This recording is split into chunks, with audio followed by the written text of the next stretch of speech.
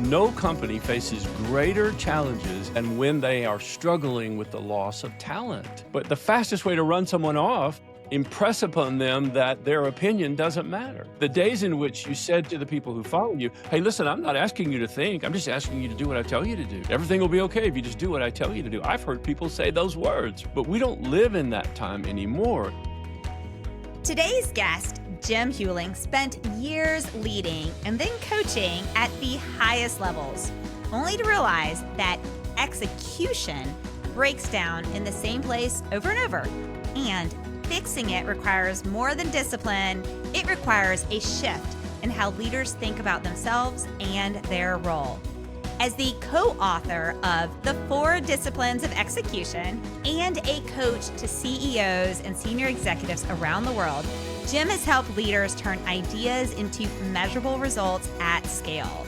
We talk so much about how to build trust, how to reset exactly what you and your team are doing, why and the consequences of having an important culture and what that brings into your organization, how to drive those things you really want to put on your scoreboard, how to maintain accountability, and most importantly, what you should think about when building your legacy. So, welcome to the Badass Leaders Podcast.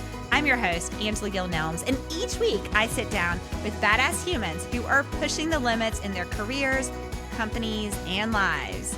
So, if you're ready to talk leadership without the corporate BS, then let's go.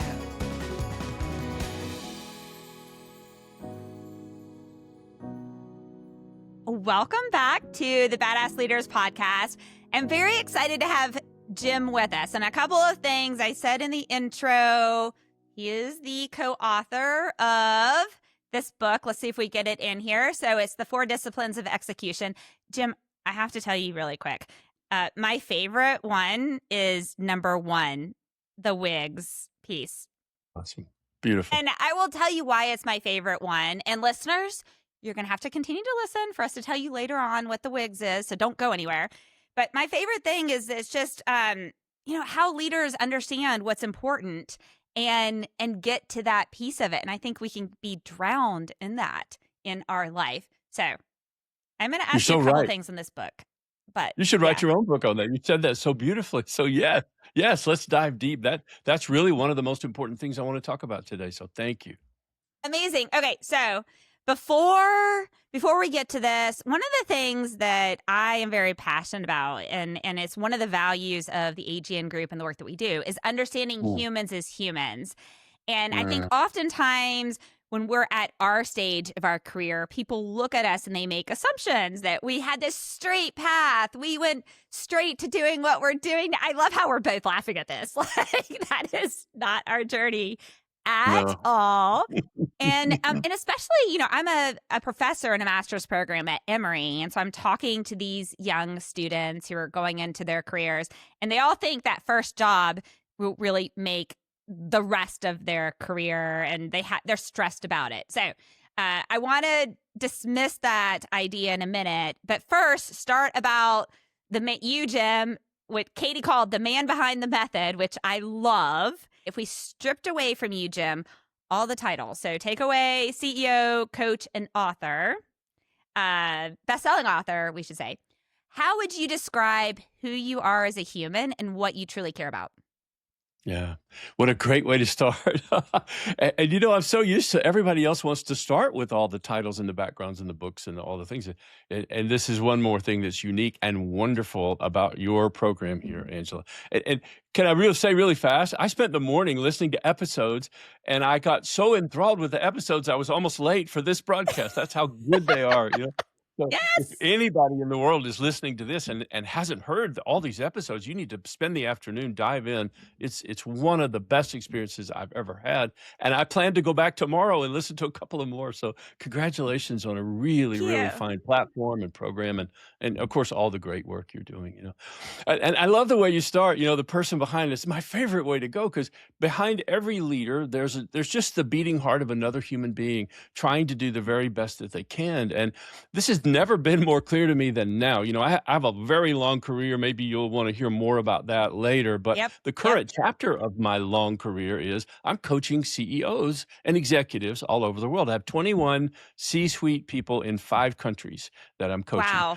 One in China where I have to meet in the middle of the night, and all kinds of things. But the beauty of that is I'm sitting here like having a window onto the world, what's happening in the world. And here's the great revelation that won't surprise you at all. They're all worried about the same things. I I love mean, whether this. It's so I have true. clients in Indonesia and China and Africa. I was on with Africa this morning, and we're all talking about all the same things, right? And the senior leaders are struggling with much of the same things, and so much of it, right back to the question you asked me, comes back to who, not how am I doing this job, but who am I becoming while I do this job? It's a question that begins to have a louder and louder volume, in your ear. And even in my own life, Angela, I've had so many titles, I couldn't even list them, anymore. But I've reached the point where the titles just don't mean that much to me anymore. What matters is, what does it all mean? Am I making a difference? Have I lived my life in a good way? And have I given what I had to give? And have I helped as many people as I can? And I'm going to go ahead and say this so you don't have to. Most of the people listening to you and me are way younger than me. Right? In fact, when they see the two of us on screen, they're going to say Beauty and the Beast. Angela, where did you find? But I will say the advantage of that age that I've reached, the number of years experience I have, is I've reached a point where success is not the thing anymore, right? Success is great, and a lot of people listening to us are thinking about success, and there's nothing wrong with that.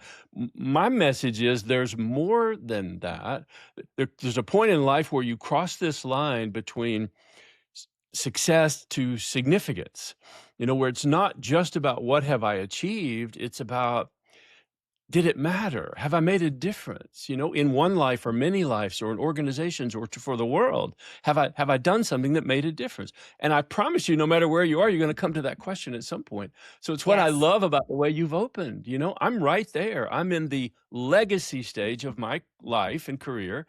And the thing I think about every single day is, am I making a difference? Am I doing something that matters?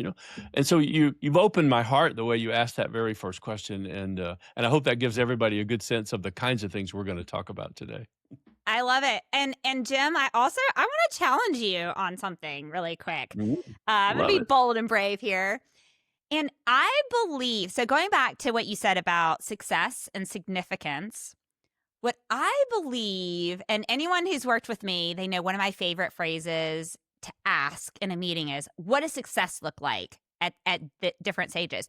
And the thing I want to challenge is, I think that really it's a pivot in our vision of what success truly is. And when maybe we're younger, like myself, Yeah, the yeah. first time I got into the C-suite, that was my vision of success at that point. But today, my vision of success is exactly what you're talking about. It is not the money. It is not the power. It is, Right. I get in tears when I hear one listener say they took away something that helped them live their best life. And so that's my little thing. I think it's still Right. success. Right. It's just redefining what success is. What do you think about that?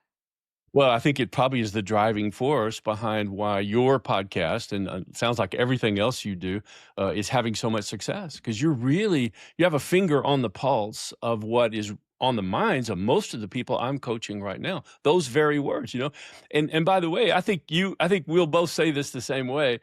We're not talking about these ideas of meaningful work and impact and legacy as a philosophy. We're not just staring up in the clouds saying, wouldn't life be beautiful if things were all this way? We're talking about things that are executable. There are Yes. actually things you can do today to reinforce the legacy you will ultimately be the most proud of. No matter what you've done in your life, you can reshape that or shape it starting today, by focusing on these ideas and putting them into practice even in the smallest possible ways. I don't know if you mind if I just say I have this Yes. nomenclature that helps me. Maybe it will help a lot of people. Okay. But I coach so many people now. I've coached over 20,000 people, if you can imagine, all over the world in the 40 years I've been doing it.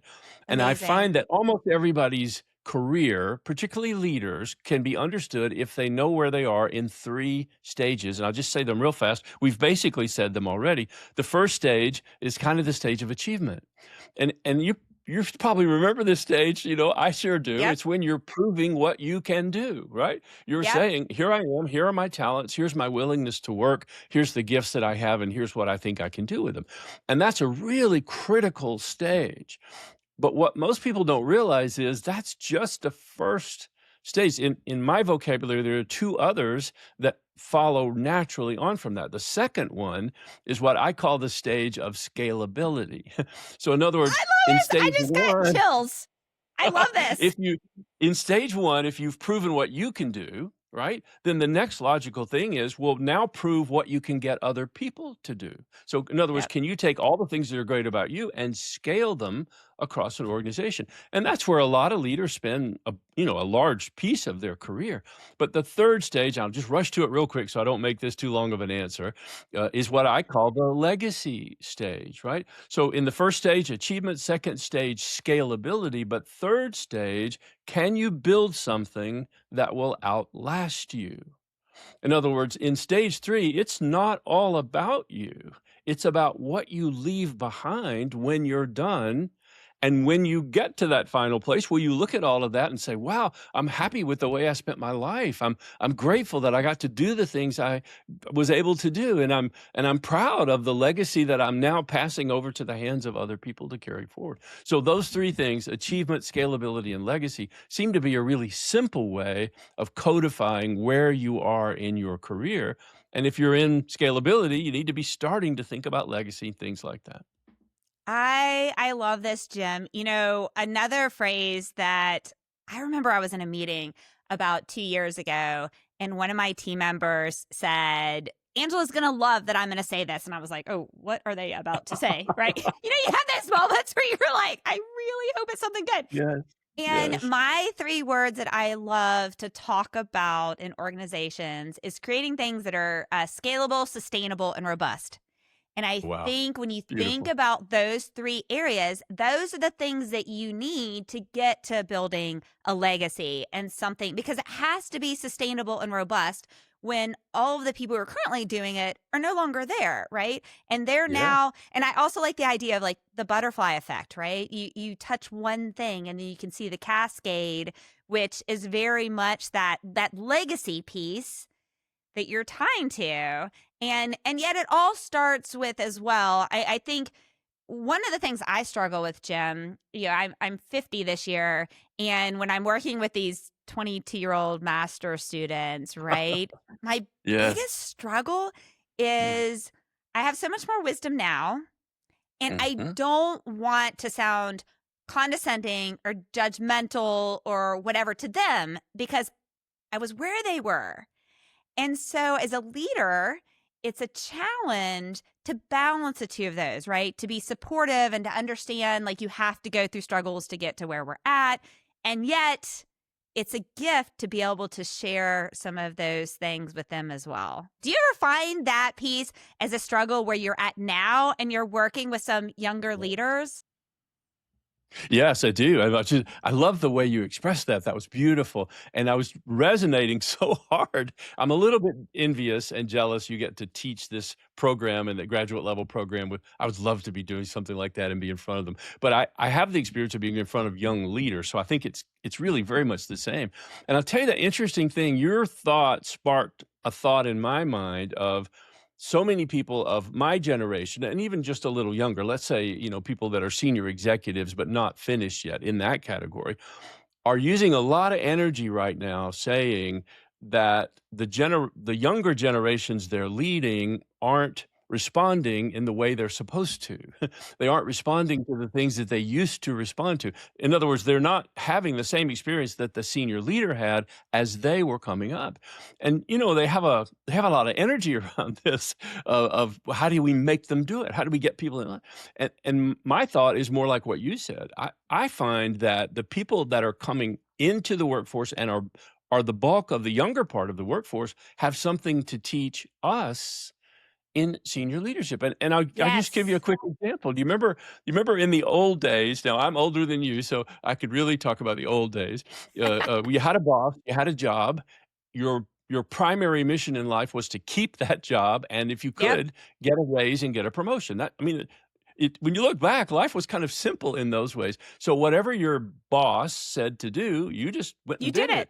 it. You didn't want to miss the raise or the promotion, and you certainly didn't want to lose your job no matter what. Well, now, so let's call that the age of compliance. You tell me to do something, Ooh, man, I comply because the stakes are so high, right? right, Well, right. I And it's think I what you don't were think we're in. trained to do, Oh, yes, yes, and right? your parents said, and your professors Yes. all taught you. I mean, the whole world shaped you into being a compliance machine, perhaps. And Yes. now we have this entirely new generation of people coming in who say, well, maybe so and maybe no. In other words, that may not be exactly right for me. And I find them now challenging their leaders by saying, okay, I hear what I'm supposed to do, and I'm completely willing to do it, but I'm not sure why it matters. Why should I be passionate about this? Why should I? And is this really the best thing for us to be working on? Now, these are questions I would never have asked in my 20s or even early 30s. I would never have asked these questions of my boss. But now these questions are being asked. And I Yes. literally love it. I think it's energizing. And I think this thing where, people are no longer willing to just trade their hours for your dollars and say thanks and go home. They're not, they want to trade, but they want to trade for something that means something. So we started today talking about legacy, and now I feel like we're talking about younger people who are already thinking about legacy because they're asking, well, what makes this goal so important? Why should I give an extra few hours every week to help us achieve it? What is the point of what we're doing? And I think those questions are not only refreshing, even though they may be challenging at times, refreshing, but also that's a sign that we're evolving from at least from the time where most of my shaping influences came. What do you think about that? Do you think that's true? Yes, Jim, I love this thread. Okay, a couple of things I'm thinking about. One of the things is I've observed at where I'm at, right? My older generation saying my generation was just like, why are they not behaving? Why are they not complying? They're going to be disastrous, right? And so I'm glad I experienced that, because when I'm in those moments where the instance that you shared in our days when we were coming through would be insubordinate, and you'd be fired for Right. insubordination, right? Oh, And yeah. how dare the reason I am your boss is because I know, when you become a boss, you can do those things. That's the world that we came from, right? That's right. And That's right. the idea that I love, like, sitting in the middle and straddling, is saying, oh, wait, you remember they said the baby boomers were awful, and then the all of these different things. And I'm like, really? It's a different story. It's a different journey. And what I try and encourage leaders to do, along with what you're saying, and I think the secret sauce to this is harnessing the ability to be curious. Lay down the need to be right or the need to Sure. be in power, and harness the ability to be curious, because I have so much more respect for a leader. If someone in the room says, well, why? Right? I have so much more respect for a leader that's able to say, okay, well, let's take a step back. Let's be curious on Yeah. this. My hypothesis, and based on Mhm. these things that I've seen, is this.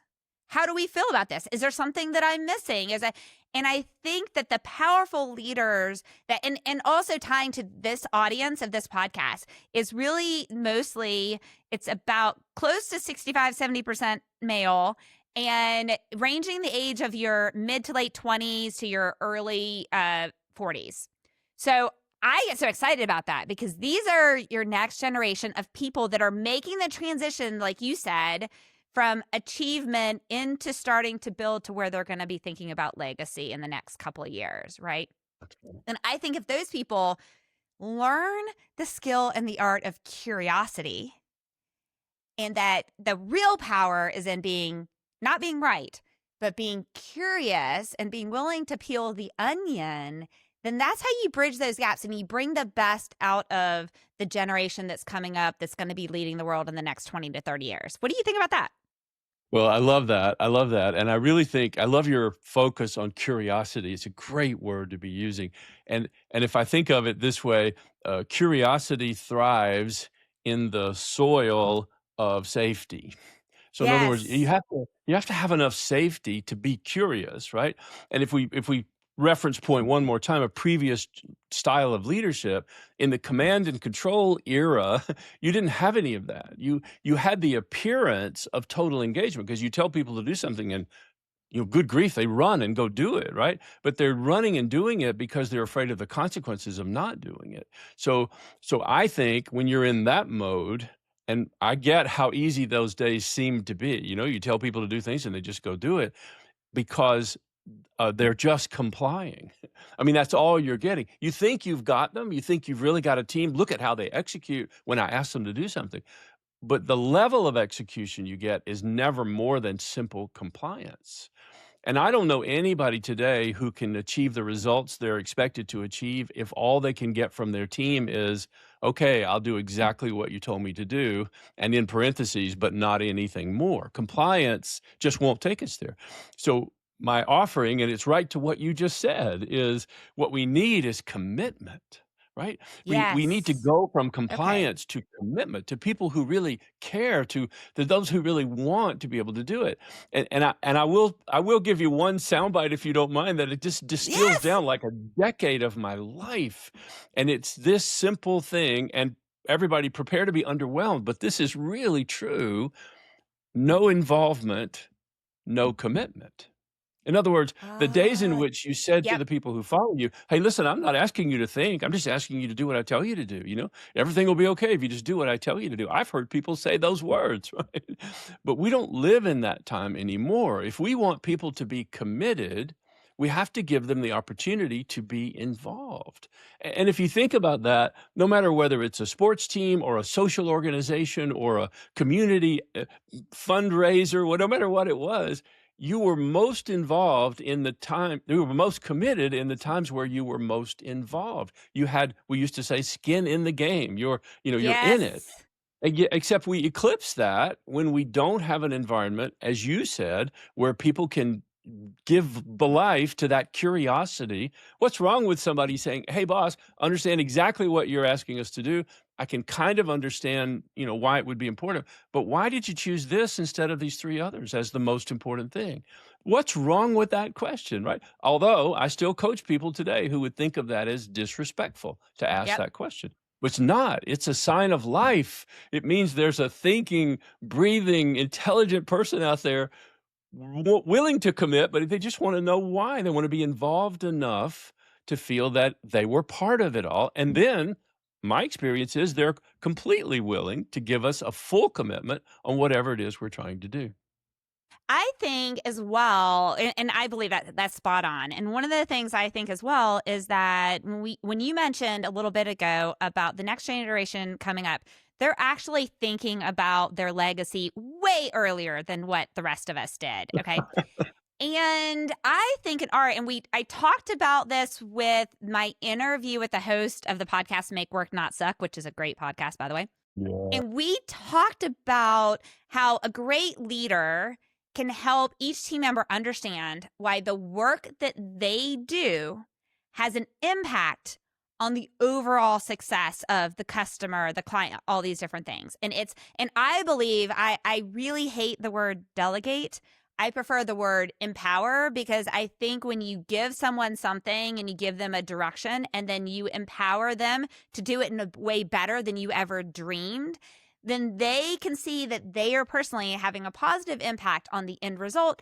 And as you mentioned, they now have skin in the game.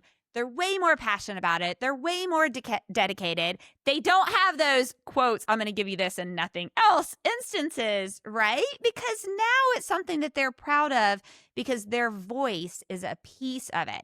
And I challenge any leader that's listening to this and is like, never mind, Jim and Angela don't know what they're talking about. That's still disrespectful and whatnot. I would challenge you to do an experiment. And my experiment would be the next time you find yourself in the situation and your natural gut response is, I told you to do it instead of doing that, just experiment with this. And then you can write in the comments if we're crazy, if it doesn't work for you, right? Experiment with saying instead, you know what? That's a great question. Why don't we walk through this and talk through this together? And when you say something like that, the shift is so empowering to both you as a leader and the other person. And the other thing I think that's amazing, Jim, is how much stress would it take off a leader if they did not have to think that every decision they made was so paramount to the end result that they were so much stress and anxiety about making the perfect decision? What if you didn't have to make the perfect decision, but instead you're setting a vision, you're setting guardrails, you're encouraging people to come up with even better ideas than you have? Like, to me, that's a lot less stress. I think it's a lot less stress as well. And I think you're going to find this funny. I have a label that when I encounter a senior leader who's come to me because they're having challenges and we're trying to unravel, what the issues are, it almost always turns out they've got that model where they are the brains and everybody else is the hands. And so my label for that, which always makes them offended just a little bit, is I say, oh, I understand the model you're working with. You're a genius with 1,000 helpers. Now, Oh, when that sinks in, now that stings a mic little bit, drop. It does sting. but it doesn't take long where they will say, oh my gosh, that's right. I'm the one doing the thinking and I'm just tossing assignments out to everybody else. Well, what you just said is a beautiful counterpoint to that. It's first of all, no one of us is smarter than all of us. It's Nope. not possible. And why should I carry that alone? Why should success or failure be binary, linear with my ability to know what we should do next? Why don't I get 17 brains going on this? And then last time we say it maybe is we also get that side effect of everybody now feels involved. Everybody Yes. feels their voice was heard. It's an old saying, but it's still true today. I think you're going to roll your eyes when I say it, though. There's an old saying that says people don't have to have their way, but they sure want to have their say. If Oh, I'm I like that. okay if Yeah, the yeah. group makes a different decision. I'm okay if the whole team decides to go right instead of left. I'm okay with that as long as I had a voice. If I had an Voice. opportunity to weigh in and my opinion was respected, then I really don't have much trouble with going with what the consensus says is the best thing. But leave me out of it. Give me no voice whatsoever. Just give me an order and a deadline, and you'll likely find a person to be a resistor. Even if they're skillful enough to be a stealth resistor, they're still going to quietly resist everything we try to do. So for every reason we've said in this opening segment, why not throw off that old style? Why not involve people in what we're doing? Why not make them feel safe to say, I understand why we would want to do that, but it doesn't seem like the most important goal to me. What about this one? If we can make it safe for people to do that, our productivity and our engagement are going to skyrocket almost from the day we begin using a different playbook for how we lead. Without a doubt. And I want to be clear, and correct me if you feel differently, Jim. I won't be offended at all. But I want to be clear to leaders that are listening to this and saying, okay, well, now we're going to create chaos. There's not going to be a final decision maker. There's going to be, and that's not what we're suggesting at all. At the end of the day, the leader, the CEO, or whatever, has to take all of the information and to the best of their ability, make a final decision that they own and they're responsible for. And if things don't go well, the buck still stops with them. It doesn't, that is still the case. That's All right. we're suggesting is that decision can be so much more powerful and executable, which I know you love that word, and sustainable and scalable and robust if The people who are actually going to be executing in it feel as if they are a part of the journey and they've been able to have a voice. And now they're a part of a mutual mission goal, and their desire is to see the ultimate thing be a success because they are a part of it. That's right. We're in no way saying that you make big decisions by committee. It doesn't work, Right. right? But we're also saying that you don't make any big decisions in isolation of the insight and the intellect and the experiences of the people around you who would have helped you make a better decision. That's all. So you take a moment, you give people a chance, back to my little phrase of let them feel it, let them be involved and they'll be committed. Do that. And then at the end of the day, you still carry the heaviest weight. You make the call of which way we go, but you'll find the difference in how people respond to that, if they've played a part in coming up with it, is an order of magnitude greater in terms of execution and engagement. Well, and actually, the third piece of that is execution and engagement and retention of your best talent. Sure. Because the Hmm. other thing is, if you're that leader that doesn't include those people, those brilliant people on your team who I hope you hired because they're brilliant, they will get to a stage that they're like, why should I stay here? My voice doesn't matter. I only live one life. I need to make it count. That's my personal quote. And so I'm going to go to this other company and I'm going to bring all the hard work you gave to me to build to where I'm at now. I'm going to take it and I'm going to be a success over there because I don't have a voice here. And so I think the third piece of that is you retain your top talent and you keep them, and you're building a much more robust system because of this. Yeah. I mean, in a very real sense, the only asset in your company that has legs are the people, right? Yes. And they can walk away. They can use those legs to walk away anytime. And no company faces greater challenges than when they are struggling with the loss of talent. The loss of Yes. talent is the beginning of the avalanche, and nothing goes right until you get that fixed. So, but the fastest way to run someone off is to impress upon them that their opinion doesn't matter. It's the fastest way to do it, right? Do you remember a long time ago, Steve Jobs used to say, hire the best people and get out of their way. And I remember Yes. him very radical in the 90s or 80s Yep. saying, you should be asking them what we should be doing instead of telling them what they're supposed to do. And of course, it's all expressed in great extremes, but in the right balance, we should spend more time asking a new hire what their opinion and observation is than impressing upon them how we have always done it. Doesn't that just make perfect sense today? But yet, there's still a lot of people struggling with the other way of trying to do it. And tragically, for the earliest warning sign of poor leadership is the loss of talent. I think Yes. it's the barometer on the organization. And if you're suffering from loss of talent, I'm not trying to be insensitive. It's a multifaceted challenge, and there's lots of reasons it happens.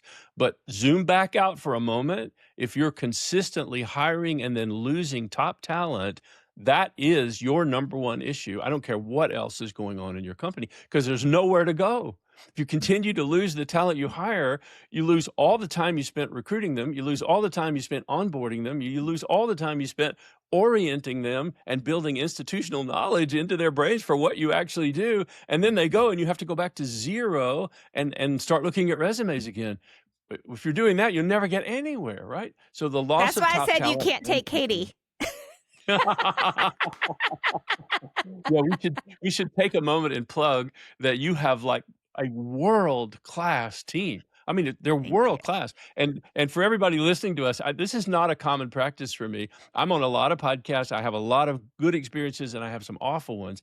And in working with your team, I was so moved. I wrote them a letter that I'd just never seen anybody so organized and thorough and committed to excellence as all the people behind you, who really make so much of this happen. So I'm glad we got a chance on the air to publicly recognize your team, which is a remarkable team of people doing truly great work.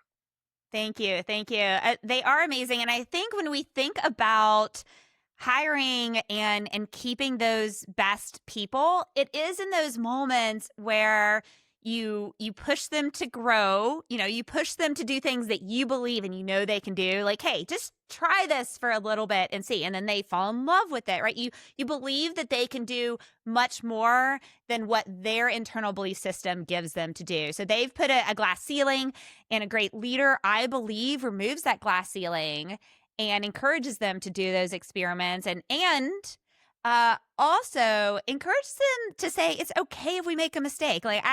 This is one of my favorite stories. We're producing a podcast that's about to start, and it is for someone that used to work for me, and it's going to be called People Multiple. So here's a little teaser Oh, for nice. Gia and hers. Nice. And it is interviewing HR people in companies that are like VC and PE related. So venture capital or private equity funded companies. So earlier in their stage before they go public.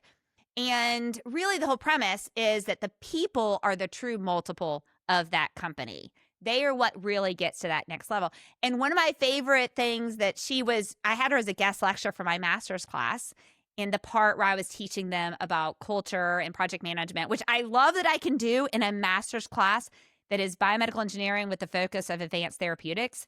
And I can help them learn these things. And she shared the time that when she was working for me, she was super afraid about making a mistake in the beginning. And she'd overthink everything, right? And so I bought her this pair of socks that says, on your way to your next big mistake. And I put it on her desk, right? And I think that is a piece of it, is like, let people, because my personal experience is they may have one mistake, but they will have 10 amazing things I never would have dreamed of if I hadn't empowered them to do that. And I think that's a big key.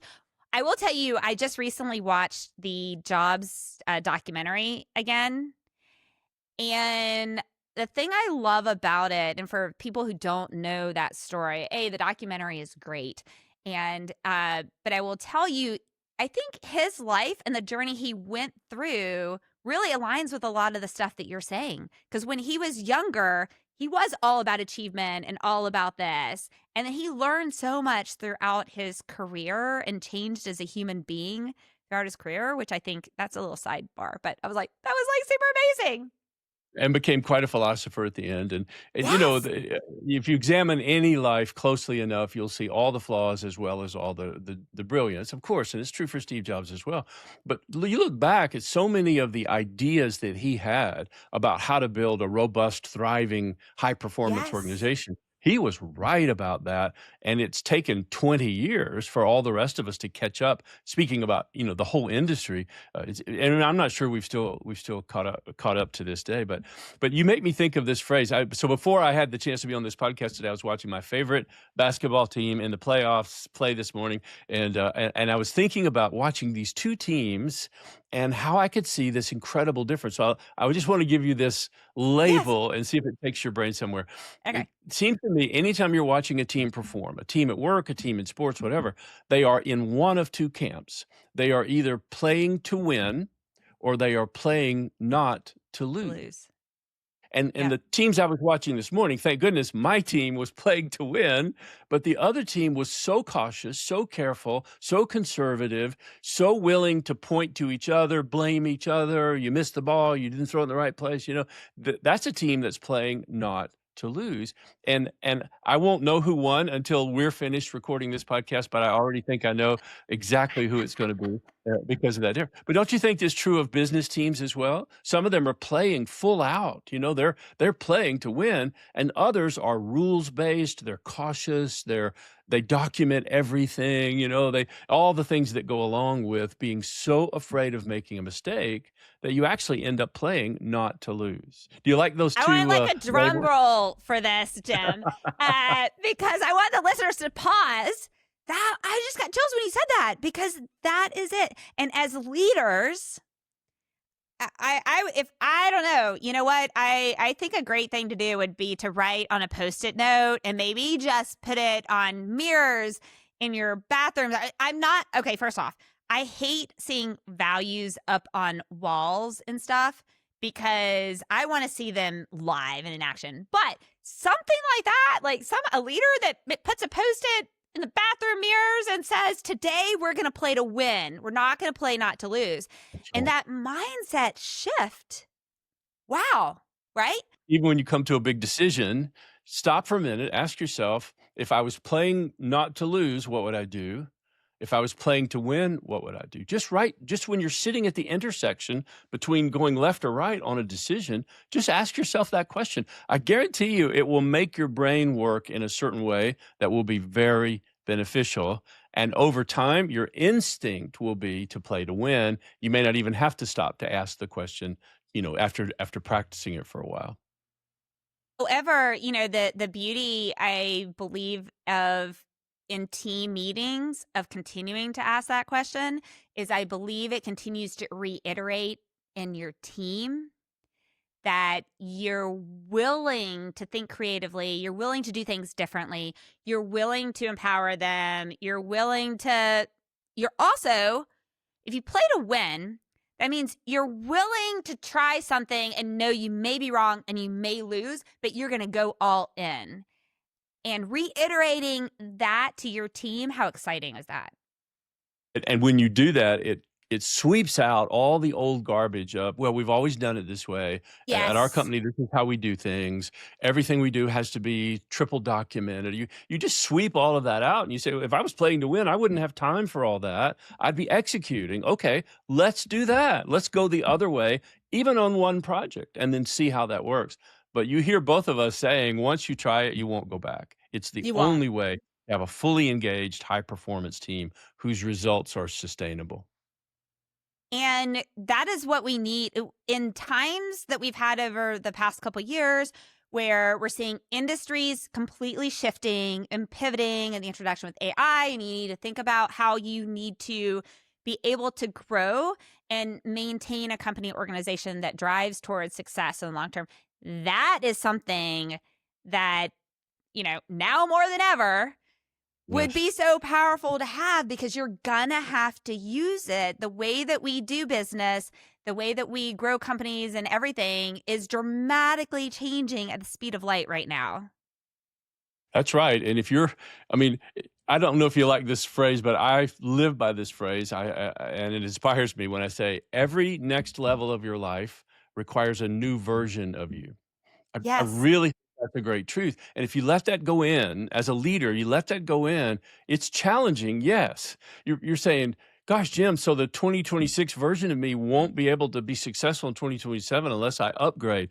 Yes, I'm saying exactly that, because all the world is moving so fast that if you try to solve tomorrow's problems with yesterday's solutions, you're not only going to look out of date, you're really going to be ineffective.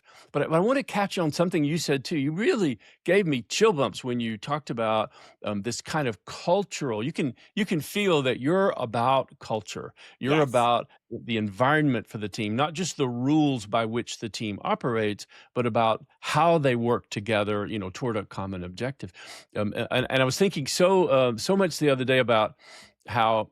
See if you think this is true. Maybe this is a little bit bold for me to say, but I think it's true.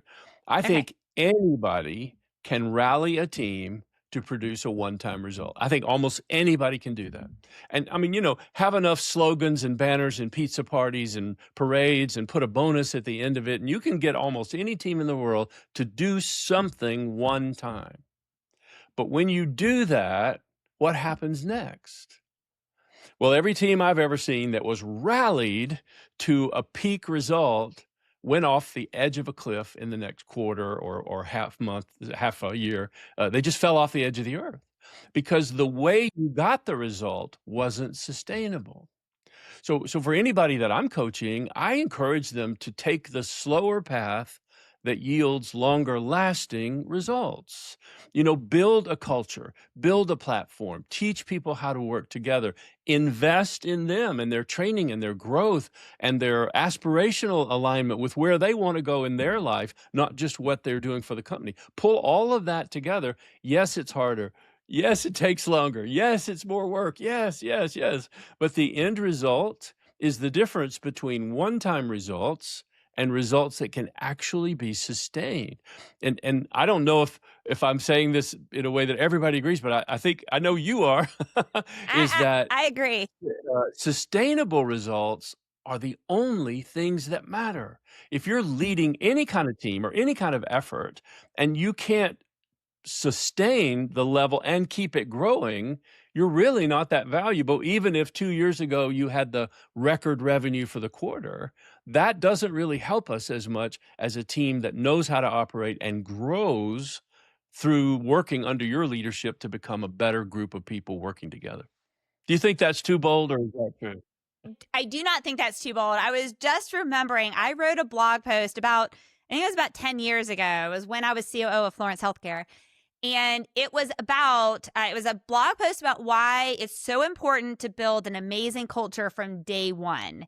And I talked in it and I said, I see so many startups that they think they're so busy about how many months of runway they have, what they're going to say to the VC, what they're going to say to the board. They think, I don't have time. I'll do this later. But the fact is, it's much easier to set a train in the right direction when it's going slow and it's just starting than to do a complete 180 on a fast-moving train that's already going, right? It is.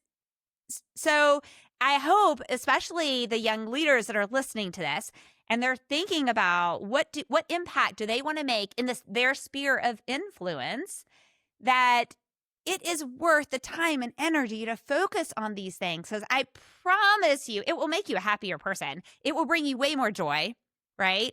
It will make you humble because you're going to be a part of trying to think not about yourself, but about the better of the entire cohort or the entire collaboration, the coordination that you're doing, right?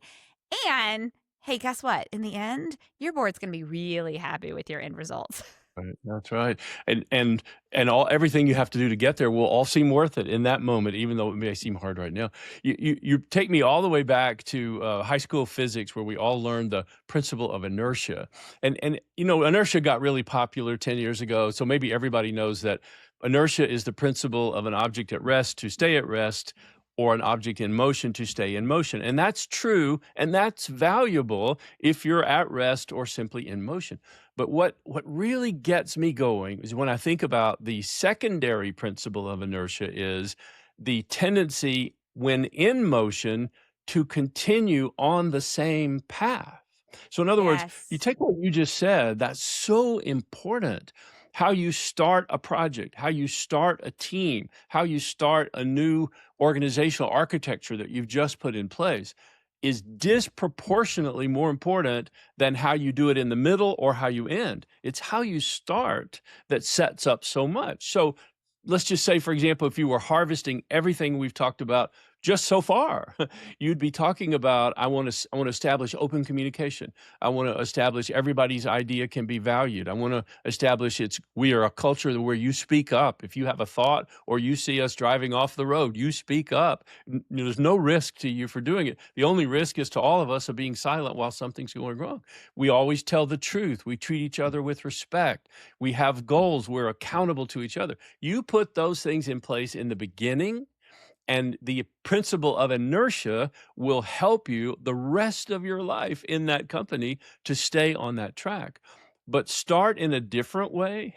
Start by having, as you love to say, values on the wall that you don't live by. Start by telling things that aren't completely true. Start by not treating people with respect, and you have inertia applied the other way.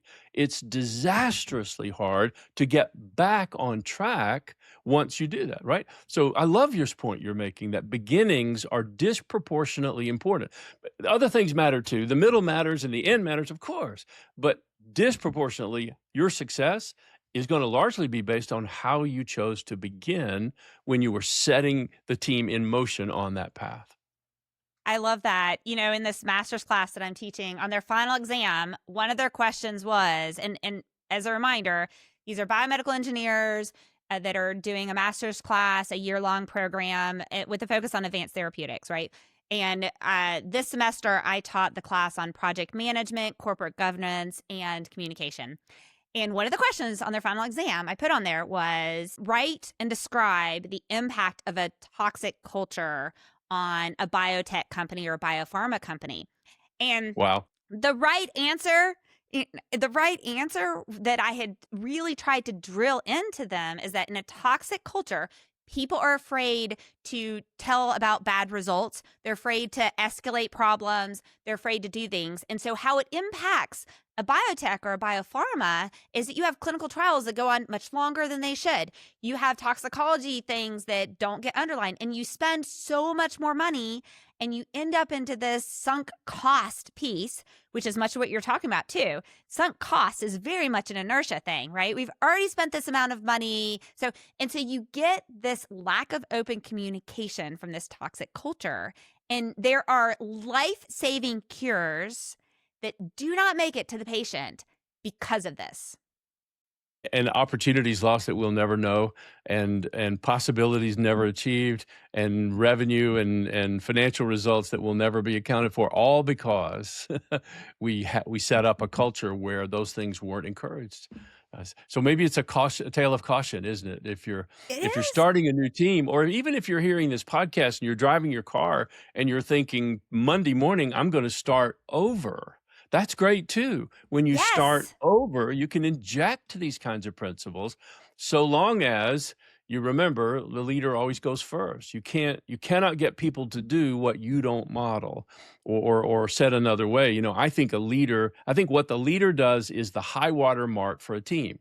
And you can challenge me on this if you think it, because I'm still open-minded about it, but I've never seen a team that rose higher over time than the level of excellence and performance demonstrated by the leader. I've never seen it. Agree. In fact, every now and then you have a person who outperforms the leader, but they don't stay because they're like, well, why should I work here? Because I'm ahead of you, right? So if you think of yourself as the high water mark, then yes, that's heavy. Yes, that's challenging. But it also says, if I want to raise the performance of my entire team, guess where I start? I start with Yep. me. I start with my performance, right?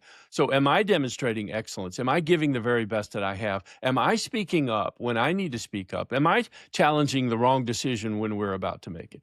If you just do that, the power of your own example, even if they're hearing us, Angela, and they're thinking, well, I'm too late. I've had this team for 5 years. You can start over Monday morning by saying, I want to make a declaration of independence, sort of. I want to declare that I want us to start in a different way, and bring the team into that. Make sure everybody's engaged. You can really create a new beginning, and once you set down that path, you can get some of the benefits that we've been talking about on this podcast. So here's another experiment that I want to challenge the listeners to do. Okay. One of my favorite things that helps with that transition is leaders also need to be ready and willing to admit when they make a mistake.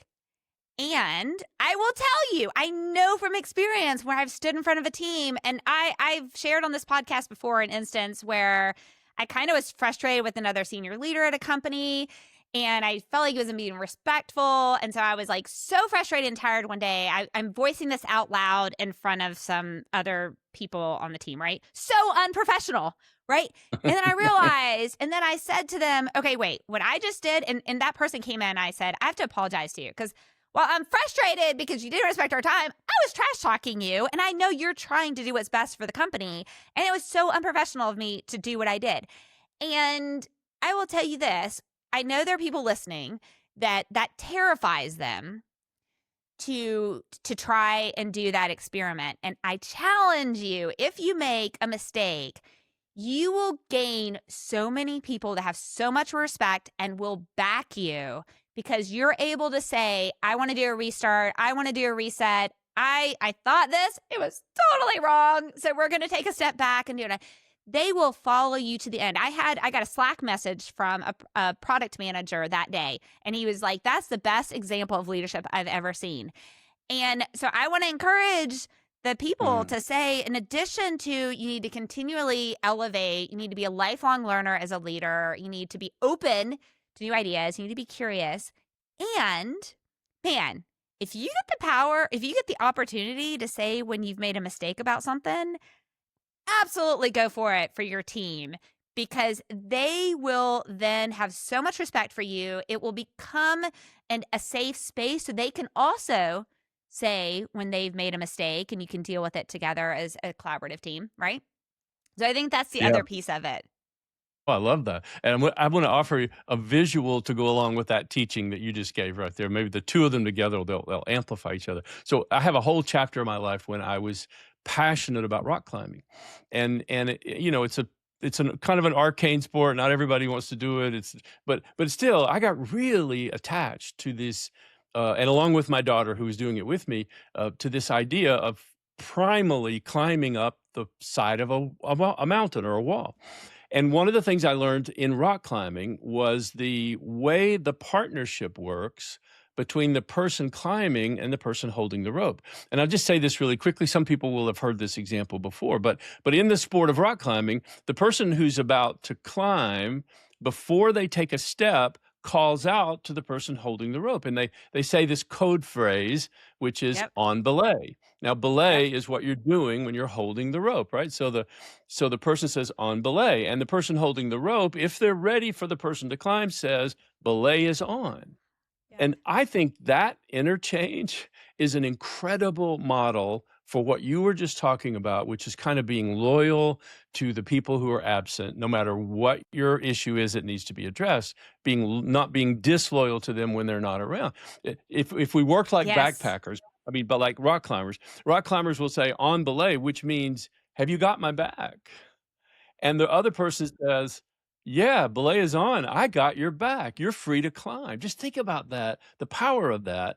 If we build teams where people know, even if we don't agree, we've got each other's back. What if you could build a team that says, Anything I have to say about you, I will say to you, not behind you." What if we had built a team that lived by things like that? Well, those things are also direct drivers of performance.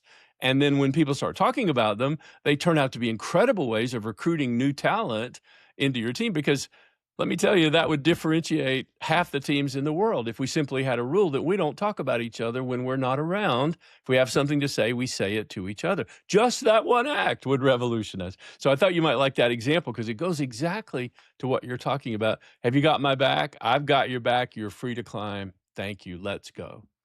Okay, I want to double click on this example because there's another piece of this dynamic because I want to talk about the work that you do as a Mm, coach.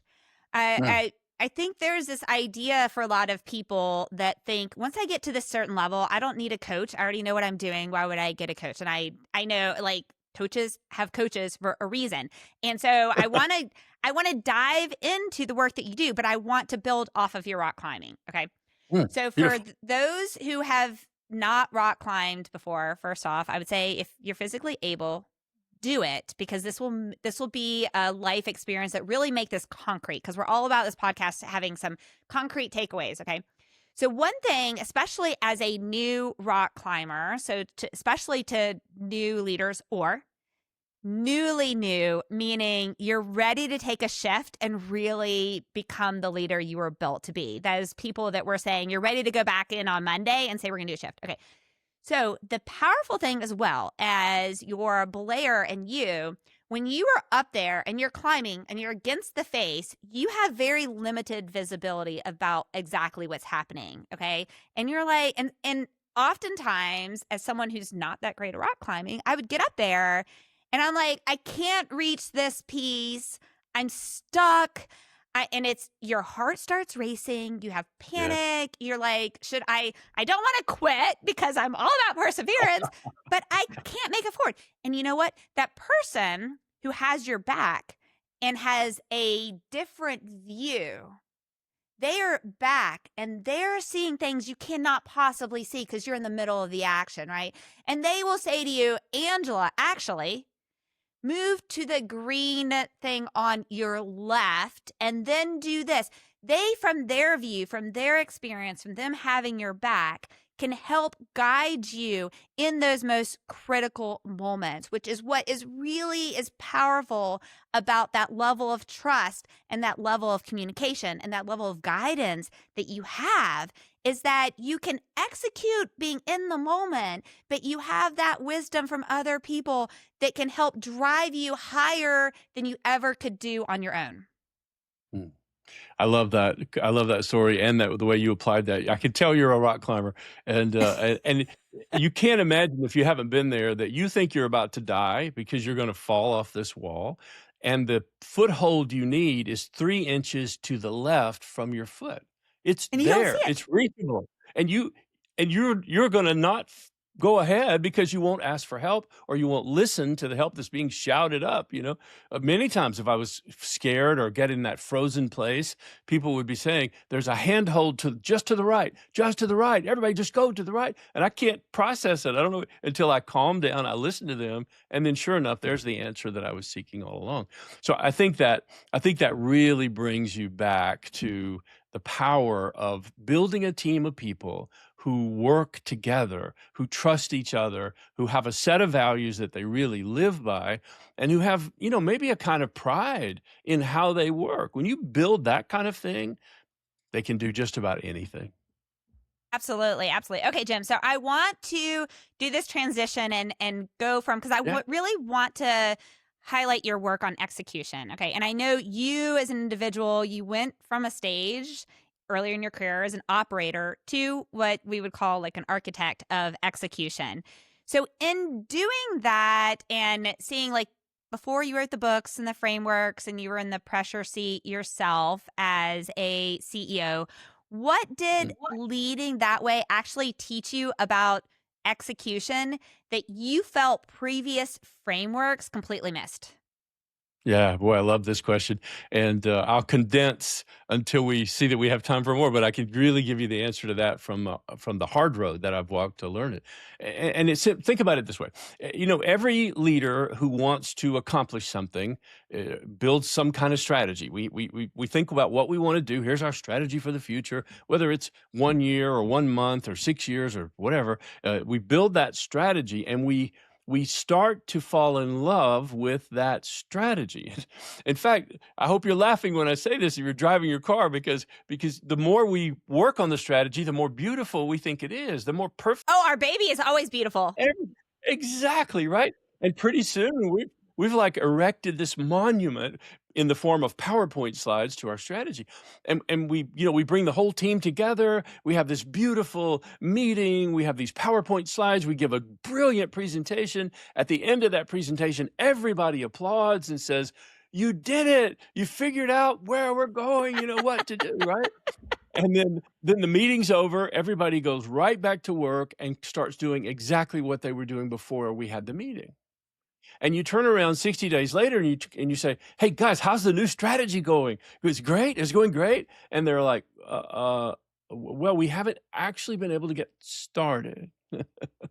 Because what they're facing is what we call in our books the whirlwind. This 1001 things that emerge every single day that swirl around the mind and the life of a leader that all say, "Pay attention to me, pay attention to me, pay attention to me."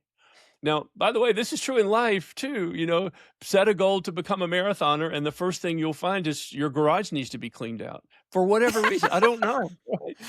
But I am guilty. Guilty as charged. okay, Like that I was a know I have to painful. do this. That was a personal example. So do you see the we create this goal, but we can't execute on it because our attention is distracted by hundreds, if not thousands of other things. And so by the end of the day, the energy we had left to apply to the new thing has been eaten alive by the energy we gave to all the old familiar things. Even if there was 100 of them and they didn't seem very big, they consumed all the energy that we had. So this is such a common problem that the more we talked about it, the more leaders would say, "That's exactly right." And we even had many leaders of major Fortune 500 companies say, "If you can solve that, you're hired." So we went to work solving that. And the challenge really became, how do you find the discipline and the focus to stay with what matters most, even when you're competing with 1,000 small distractions, right? And so Yes. we've built a system called the 4 Disciplines of Execution. I hope you've That's one heard of of the it questions I already. had for you.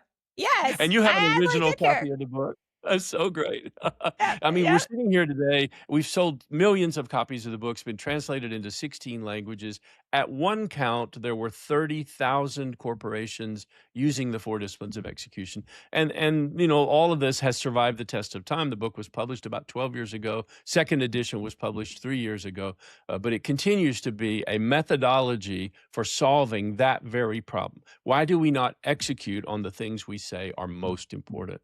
And I'll gladly walk through it in any level of depth you want, but keep me on track. How are you resonating with just that presentation of what the methodology is all about?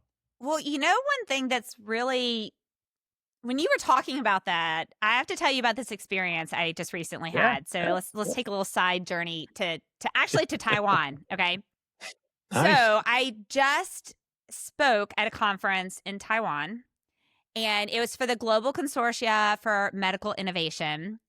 And my topic I was in the section on how to build a smarter global consortia.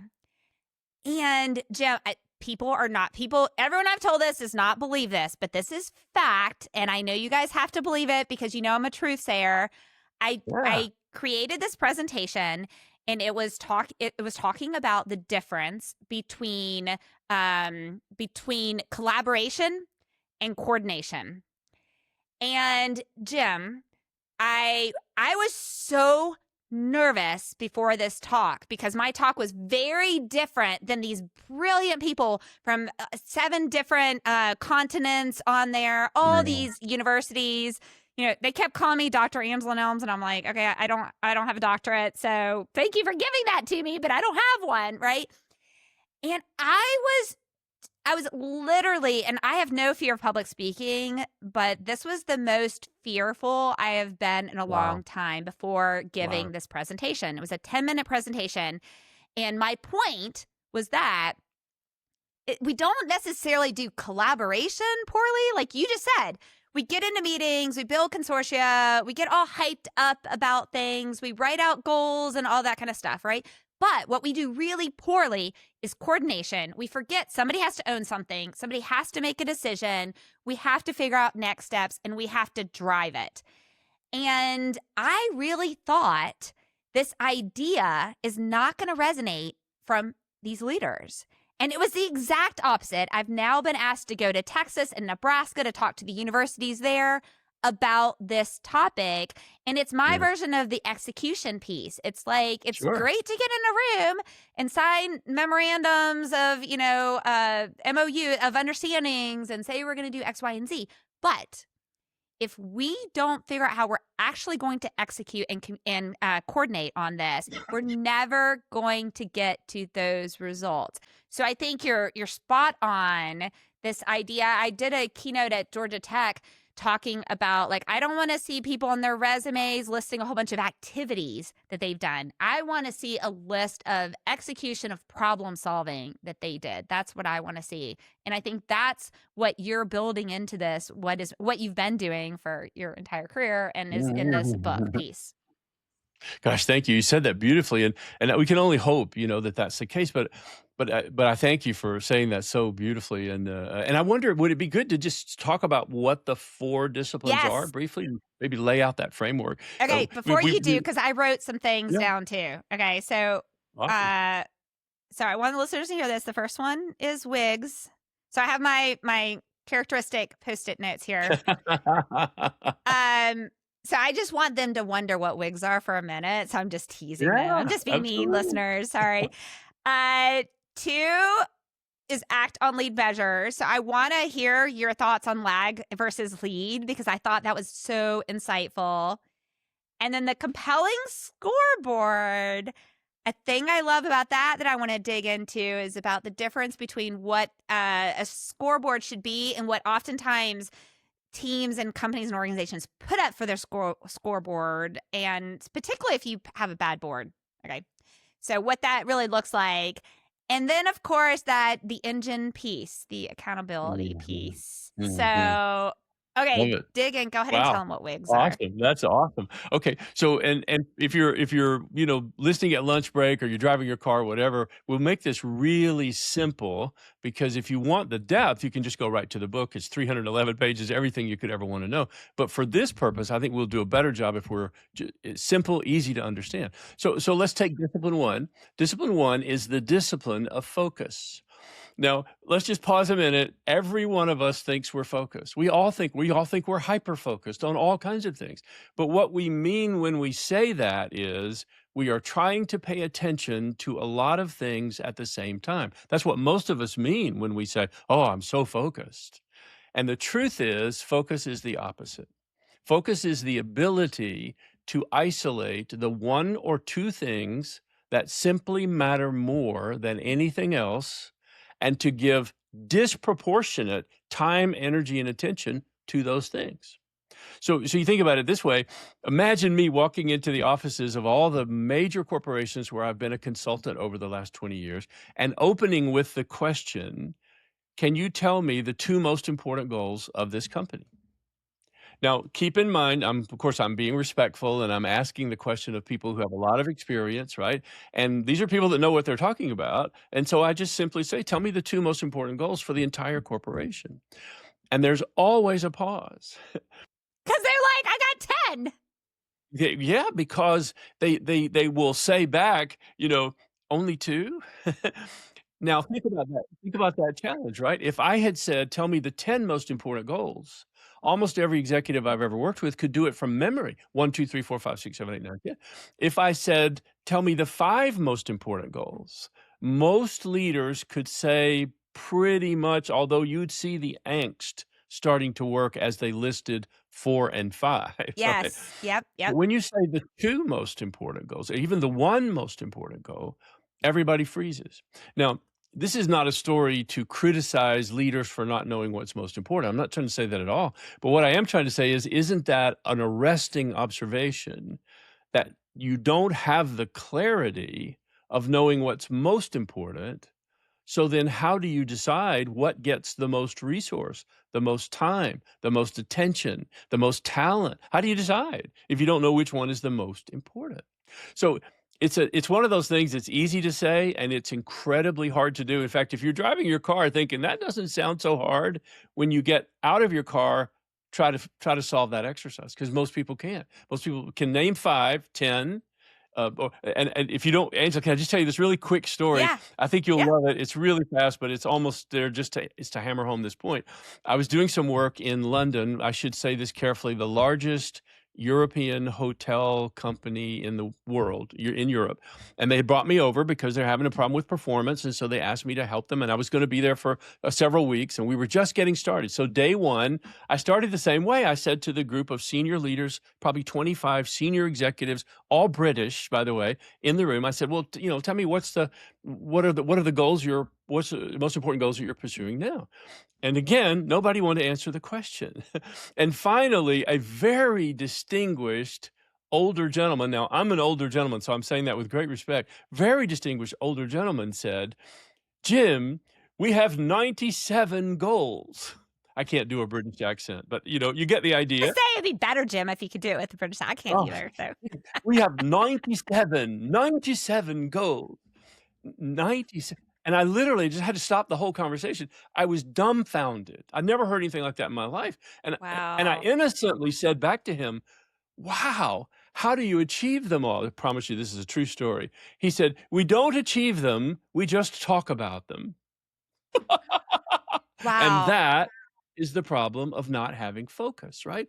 All the Yes. energy going into 97 goals, somebody's tracking, somebody's got a spreadsheet, and yet all we do is talk. So if this feels painful or unnatural, I promise you it's not. It's just that it's unfamiliar to have this level of focus. And the first challenge everybody should take if you want to implement these ideas is to simply say, what is the single most important objective my team and I are going to accomplish this year?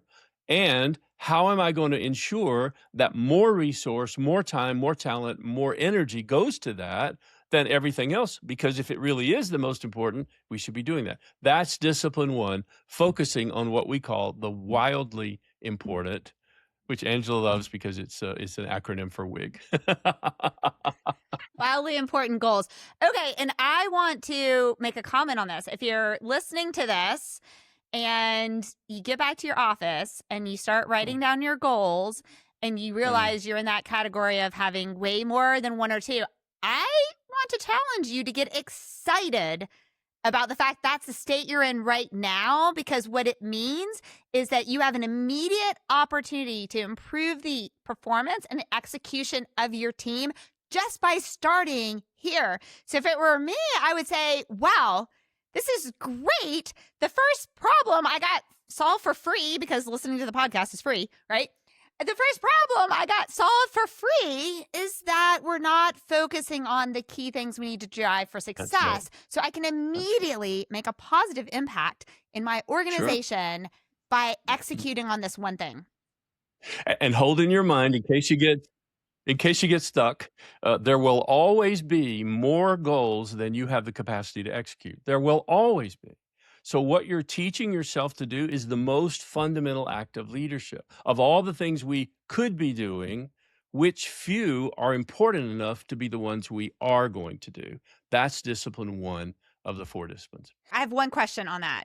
Mhm.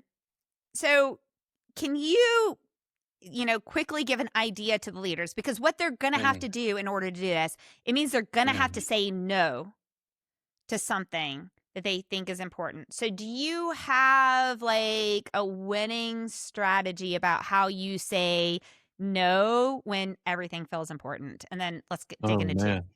What a great question. And I know how much research you do before you have a guest like me. So I feel sure I know why you're asking me this question, and I'm deeply honored by the homework that went into being able to ask that question.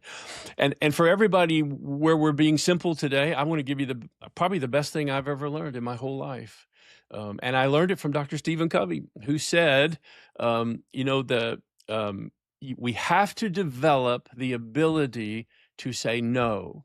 And he was quick to say, you can say it pleasantly, invitingly, even smiling, non apologetically, but you have to build the ability to say no. And here's the key. He said, and the only way you can say no is if you have a bigger yes burning inside.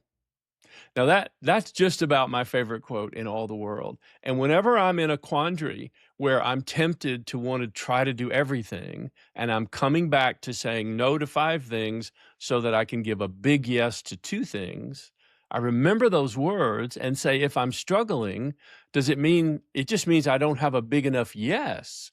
The problem is not all the other things that are competing. The problem is I don't have a big enough yes for the thing I want to do. So I work on that part of the equation. And the more I do that, the more I'm able to say in a way that people can accept what you want us to do is important and we will get to it, but not right now.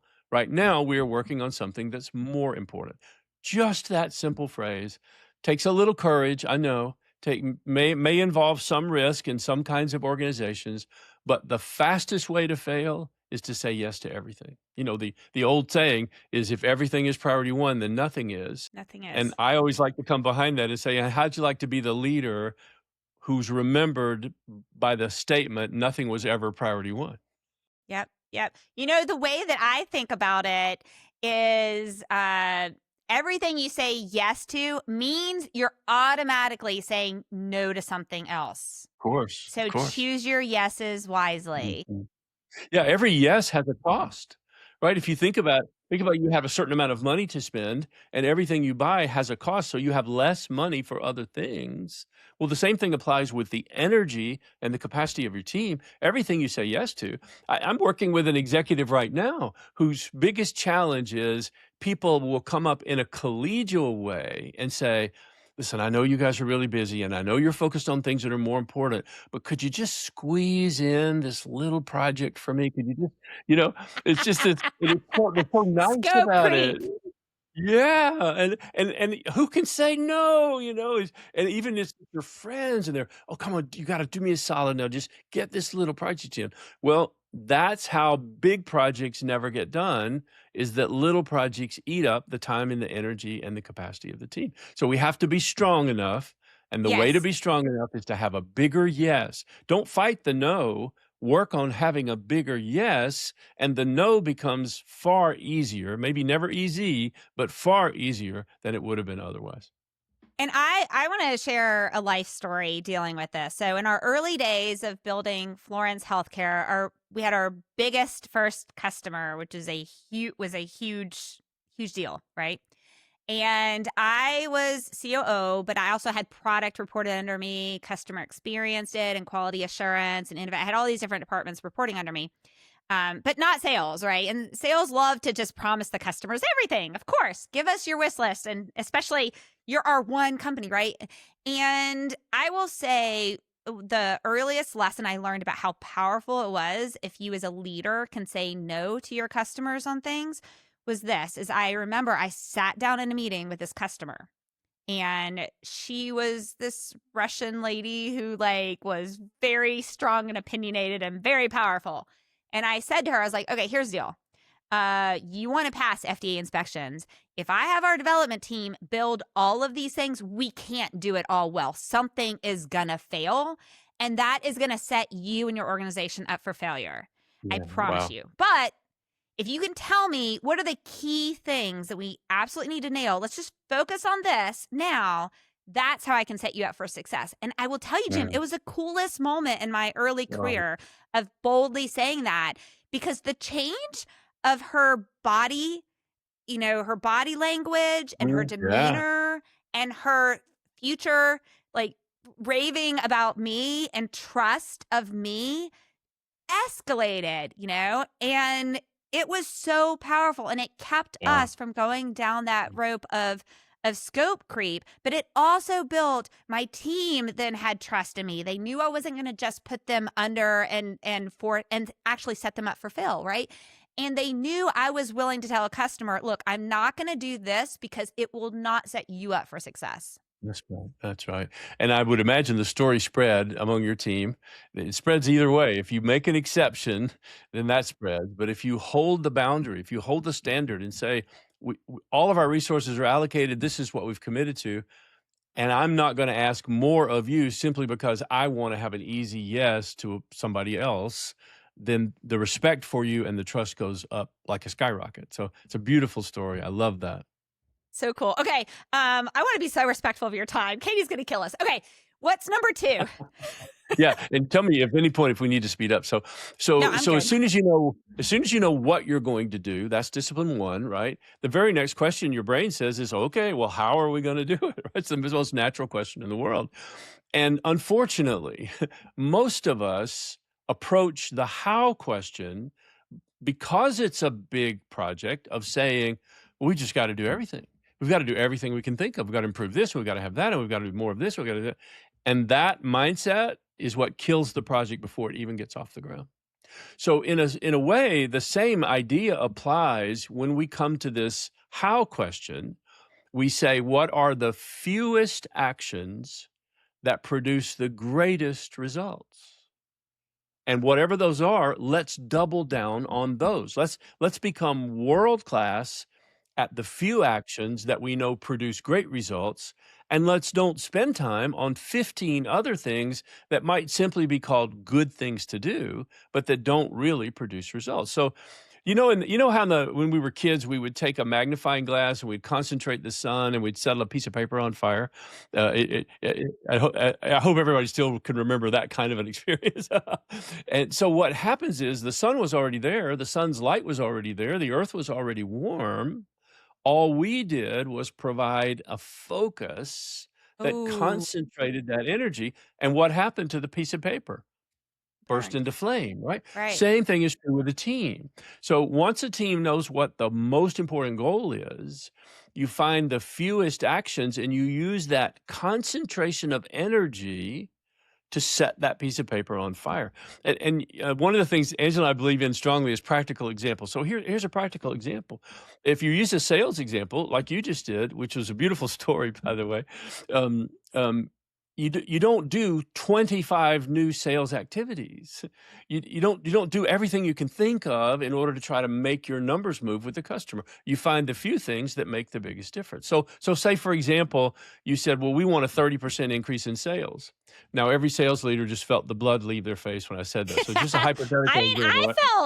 I felt my stomach tie up in knots. I cringed. I'm with them. I'm holding my breath. I'm like, I really Yeah, hope Jim hello. helps this. Hello.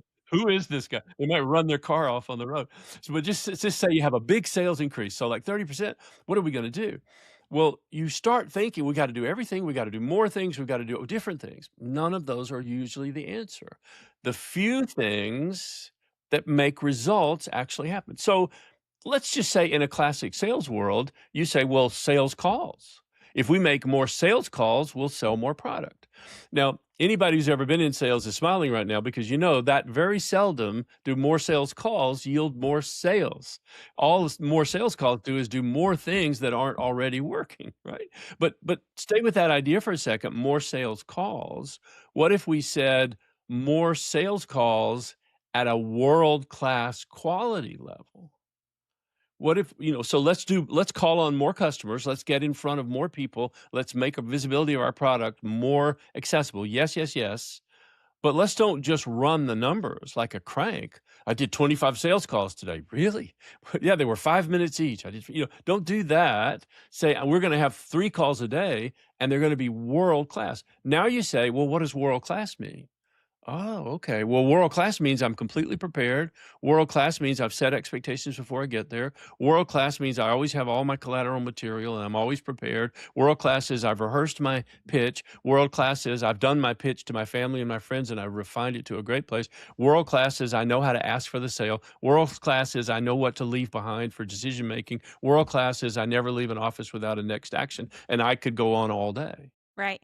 So you see that we don't need 25 ideas. What we need are sales calls, and we need more of them, but we need more quality in every one of them. Now, that's a real example.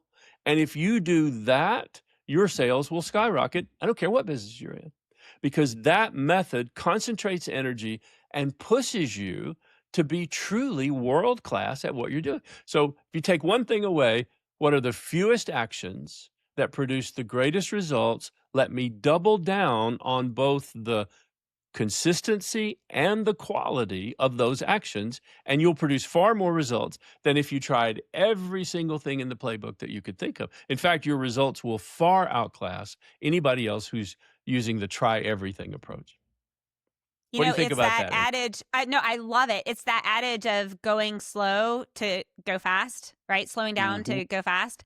Now, one thing that you have in the book where you talk about number two, and I want to say too, the other piece, one of the things when I talk to salespeople, which are all of us, because we're all in some sort of sales, so this accompanies everyone, is also it's that doing things with excellence and also really getting to know your customers and those around you as human beings.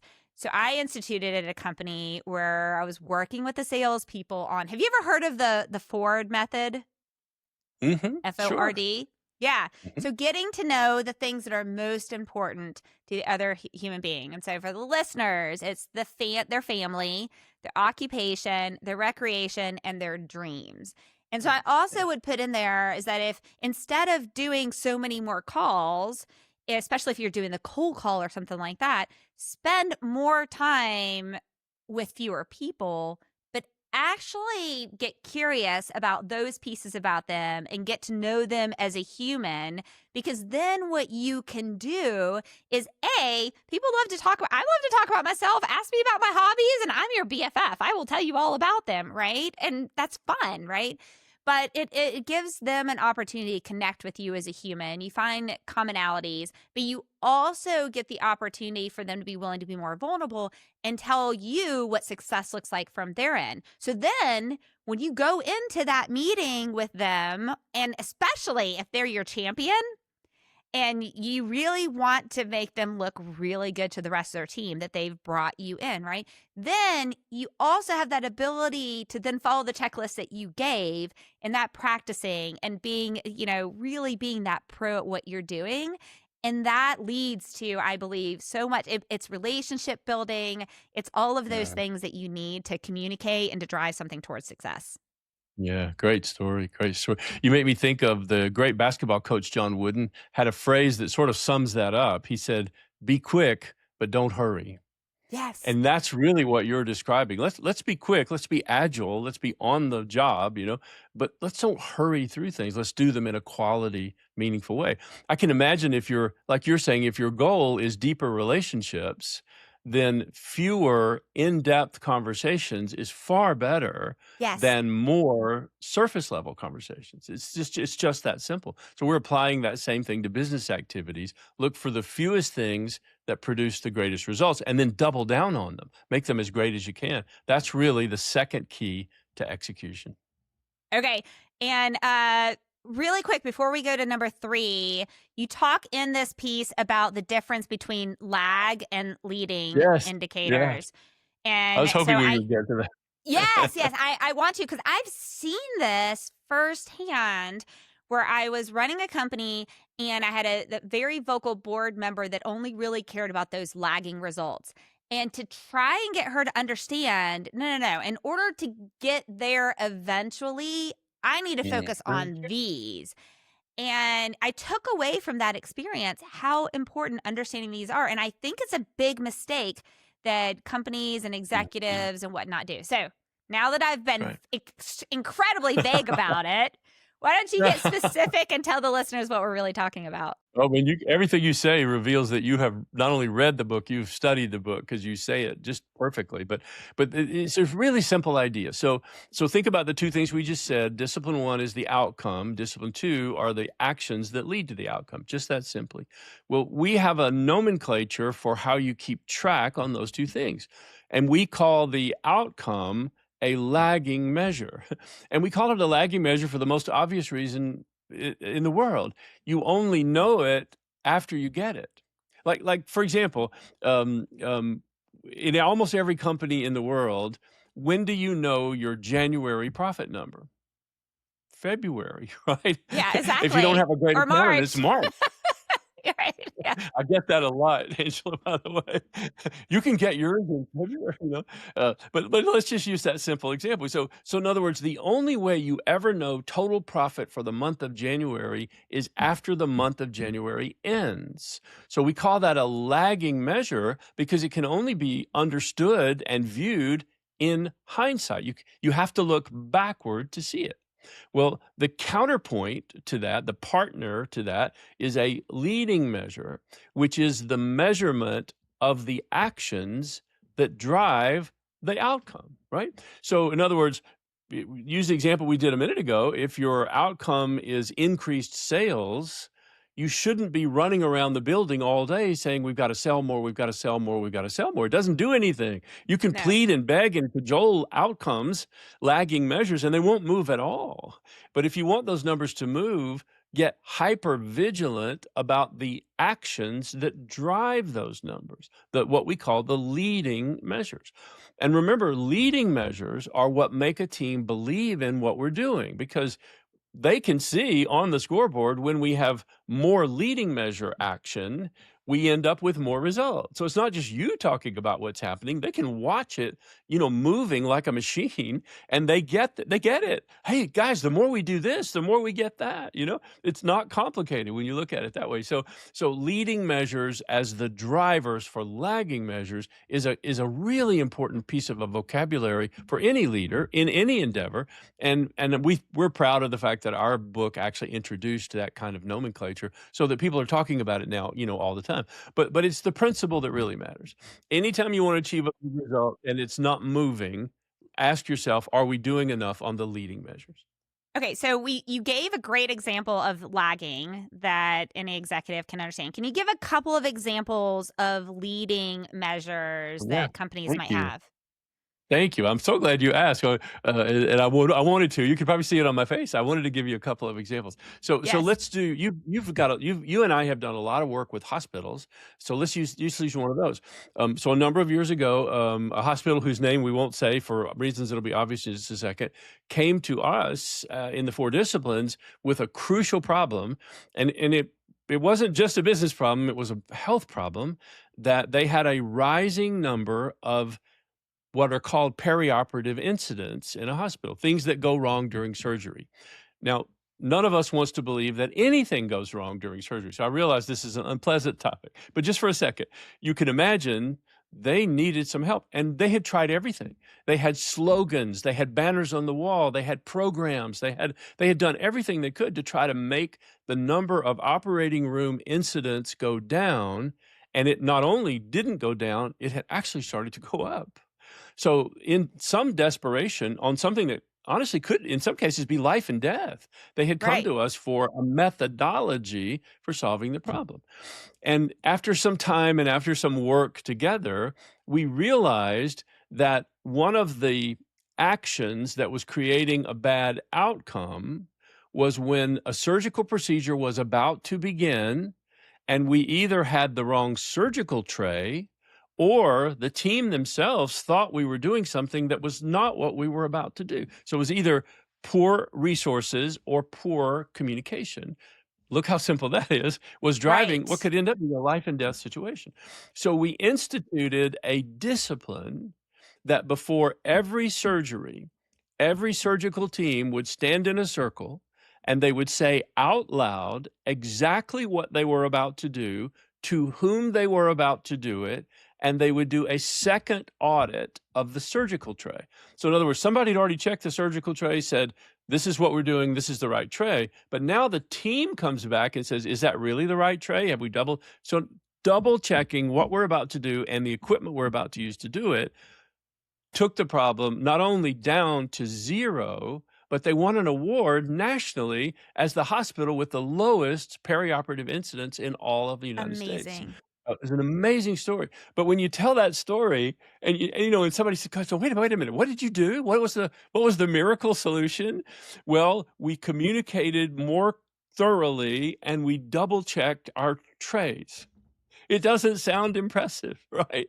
And yet we talk about the few actions that produce the greatest results. Those were the actions that did it. So I love that story because, lives were actually saved and they're still to this day, they're using that process. And if you'd like a second, I can tell it real fast. Yes. And it's a little bit more colloquial. So one of our other clients, again, for reasons probably not worth saying, a huge shoe retailing company we worked with, $300 million, $400 million organization, was having a problem. They had declining shoe sales, right? So you might say, Jim, as a consultant, have you ever sold shoes? No. Have you ever been in a hospital? No. But process is where our Right. expertise is. So Yes. so we're looking at everything that they're doing. We're watching people in the process, spent some time studying them. We came back with an arresting conclusion that the people who bought the most shoes were the people who came in to buy shoes for their children. Ooh. Now, hold that thought. So now Okay. what's the behavior that drives people to buy more shoes for their children? We found it was the action of measuring the children's feet. Now, remember, we put this in 300 stores all over the nation. The more we measured the children's feet, the more shoes we sold. Now the connection to selling children's shoes is automatic, right? Okay, I'm tired. I've got 3 kids with me. I don't like buying shoes. It's time to go to school. I want some shoes for these kids. Can you please help me? And boom, and then we say, yes, ma'am, I can help you. But imagine a salesperson like me saying, but you know what? Before we let the kids pick, because they'll pick based on color or brand or something that we won't be good, can I just take a quick measurement? Because what matters to me is not do the kids like the shoes as much as do they support the growth of their feet? They're young, their feet are developing. I want to get this shoe size right because it's important to your kids. Now, maybe I'm being a little over the top with that. I get it. But can you imagine what you would say as a parent? You would say, I found somebody who actually cares about my children's feet. And you would always go back to that same store. You would go back for life. You would go back to them Yes. for life, right? So this one behavior not only drove the largest shoe sales number in the history of the company. In that particular year, the same company was running a Super Bowl ad, and in their Super Bowl ad, they filmed this example of measuring the children's feet. And they had the 2 moms saying, have you ever even heard of anybody who measures children's feet? It just became this movement all out of a simple action that would drive the outcome that we were after. So I hope those are 2 great examples. It doesn't have to be complicated. It doesn't have to be elegant. It doesn't have to be sophisticated. It doesn't even have to be hard. It just needs to be precise in terms of moving the outcome that we want. And you know what? That ties to our earlier conversation as well about building a relationship. That is like the Ford method Totally. at a pristine level, right? And it takes how much longer to have those conversations with the person? Not like a couple of extra minutes of things you're Yeah. saying in a couple of sentences, but the loyalty, the belief, the That's right. trust, the focus and that piece of it and what you learn from that piece of it, oh my gosh, the Isn't rewards it of amazing? that. Compare that to this shoe sales manager who's just running around all day saying, "Sell more shoes. Come on, everybody, sell more shoes. We gotta sell more shoes," right? Now you have a precise way because you know the actions that drive the result you want. You don't focus on the result, you focus on the actions, and the results take care of themselves.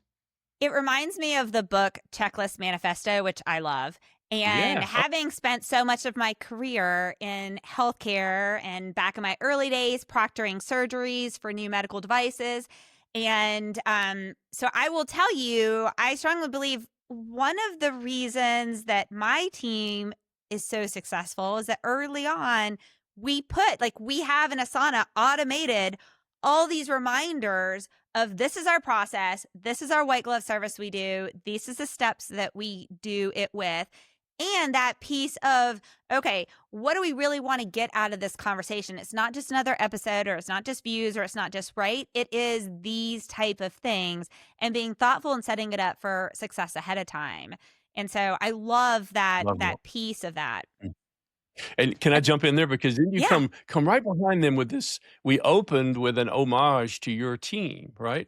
So Yes. all you're really saying now in what you just said is you've identified those critical actions that result in a great episode. And so now you're doing them, right? Now you have world-class communication, you have beautiful materials for the guests that are going to be on your show. You have wonderful branding, you have scheduling that's immaculate. You use all the right you're doing all those right things, and that's what you're focused on instead of saying, "Come on, guys, we've got to have a great episode today. No matter what we do, it's got to be great." Well, nobody knows what to do with that. But when Right. we say, "Here are the 4 things that when we do them right, we end up with great episodes," everybody knows how to execute. Yep. Yep. Okay. What's number 3? No, number 3 is and I small confession, is my favorite. You know, it's like having 4 kids and confessing that one of them you're a little closer to, you know? So discipline 3 is the one that's close to my heart, and discipline 3 so 1 was about focus, 2 was about leverage, we say, you knowing what the actions are. Discipline 3 is about engagement and meaning. Now we've had enough in this podcast. You know why it would be my favorite. But it's my favorite because you think about discipline 1 and 2 are of the mind. What are we going to do and how are we going to do it, right? Discipline 3 is where we drop 12 inches down to the heart. Because Mm. discipline 3 is about why is this important and what am I willing to do to make it happen? So 1 is what are we gonna do? 2 is how are we gonna do it? But 3 is why are we doing it? Why does it matter? Why should I care so much? Now that gets illustrated on a physical scoreboard, which has its own motivational things. But the heart of discipline 3 is the sense of meaning. And this is right where we started this podcast today. You know, great leaders today don't rely on clarity alone to drive results. They don't that's what we did in my old day, you know? They bring meaning into what they're asking the team to do, and they watch the results get amplified. Well, it's the same thing. So in discipline 3, now you know what and how, you add the why. You spend time connecting, like I just did in the shoe story. You connect with why this matters. Why can you be proud of this? Why will this be something you may tell stories about later, that thing we're trying to do? You bring meaning into it, and it becomes an accelerant for the performance that you already wanted. So discipline 3 is often referred to as the scoreboard one, but the scoreboard is just a reflection of the meaning we've been able to bring, and that's where we see how people are performing. Analytically, the nice thing is the scoreboard shows you, are we really doing the lead measures? Not just kidding ourselves. Are we really doing them? And then have we chosen the right lead measures? Because are they moving the lagging measures, the outcome we want? So it does let you do analytics as well, but you can tell I really like the meaning and emotion part of discipline 3. Well, and I think one thing I don't want us to skip over that's really important, I believe, about discipline 3 Mm, is pausing and taking a step back and yes. looking at what you've chosen to put on your scoreboard. Because if you put the wrong things on your scoreboard, or maybe they're the things that aren't the things that are the right things for this stage and where we're right now. I'll Yeah. use an example. When I was building my last software startup company, I had this board member, and she kept wanting me to give early on, super early on, numbers on how fast we could activate our customers. And I kept pushing back because I said, first off, our major customers that we have right now are in completely different industries. Implementing the software in, something like a Chick-fil-A is very different than implementing this software for a Southern company that we're at a nuclear plant, right? Everything they do is so different. So I was like, I could give you how many days, but it doesn't mean anything at this point. Like, these are the other things. And so I think one thing that I want to drill on when she said is like why it matters, why you move those 12 inches to your heart, is I would encourage leaders to reevaluate what you're putting on your scoreboard for where you're at now and be willing to change that to be what really should matter at this stage and where you need to go next. Yeah, you said that perfectly. And I couldn't say that any better, but I'd add on to the end of it, there's an element of making the scoreboard visible too that really amplifies just what you said it perfectly. But the amplifier of it is also if it's hanging out there in public where everybody can see it. Yes. Then, inherently most people, and particularly high performers, have a strong sense of pride. And so, It gamifies it too. yeah, it gamifies it because one of the best things I ever did when I was running a sales team is to put a massive scoreboard in the lobby where the customer couldn't see it, but in the lobby. And every Right. day we updated with a stack rank of who the top salespeople were. Well, it turns out that the high performers want to be on the top of that list. And if they ever find themselves on the bottom of that list, they'll crawl over broken glass to get back to the top of it. And we're not talking about forcing people to do more than they want to. We're talking about touching the incentives that make people naturally want to achieve. So scoreboards can be really powerful, but I love putting into everybody's mind when they're visible, it's like rocket fuel. When everybody can see it, you activate that additional aspect of personal pride that says, I don't want my name next to a number in blinking red on anything if I can help it. So I just give that little extra bit of effort to get out of the red and up into the green.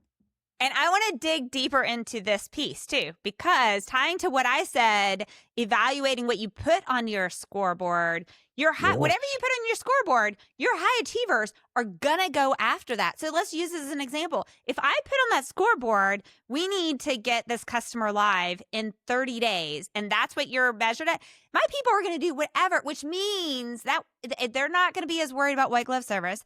They're not gonna be as worried about going slow to go fast. They're not gonna be, Yeah. so you're gonna make it visible.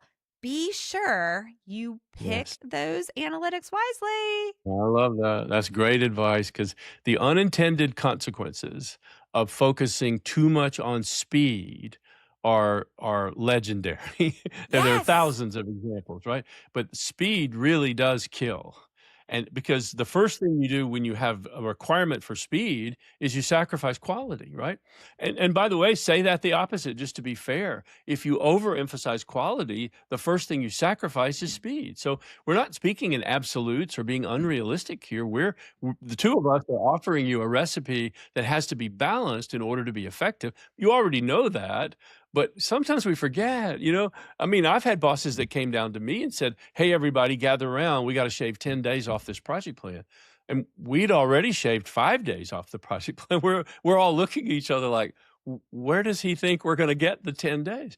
But of course, nobody says, excuse me, you're an idiot. We can't do that. Nobody gets to be that bold. And so we wait for him to leave. And then we have this little meeting and we say, there's no way we can do it. Okay, well, what can we do? Well, we could cut this corner. We could cut that corner. We could eliminate that quality review. And we've ended up making all the wrong decisions. Yep. Because we emphasized the wrong thing to the detriment of something that mattered more.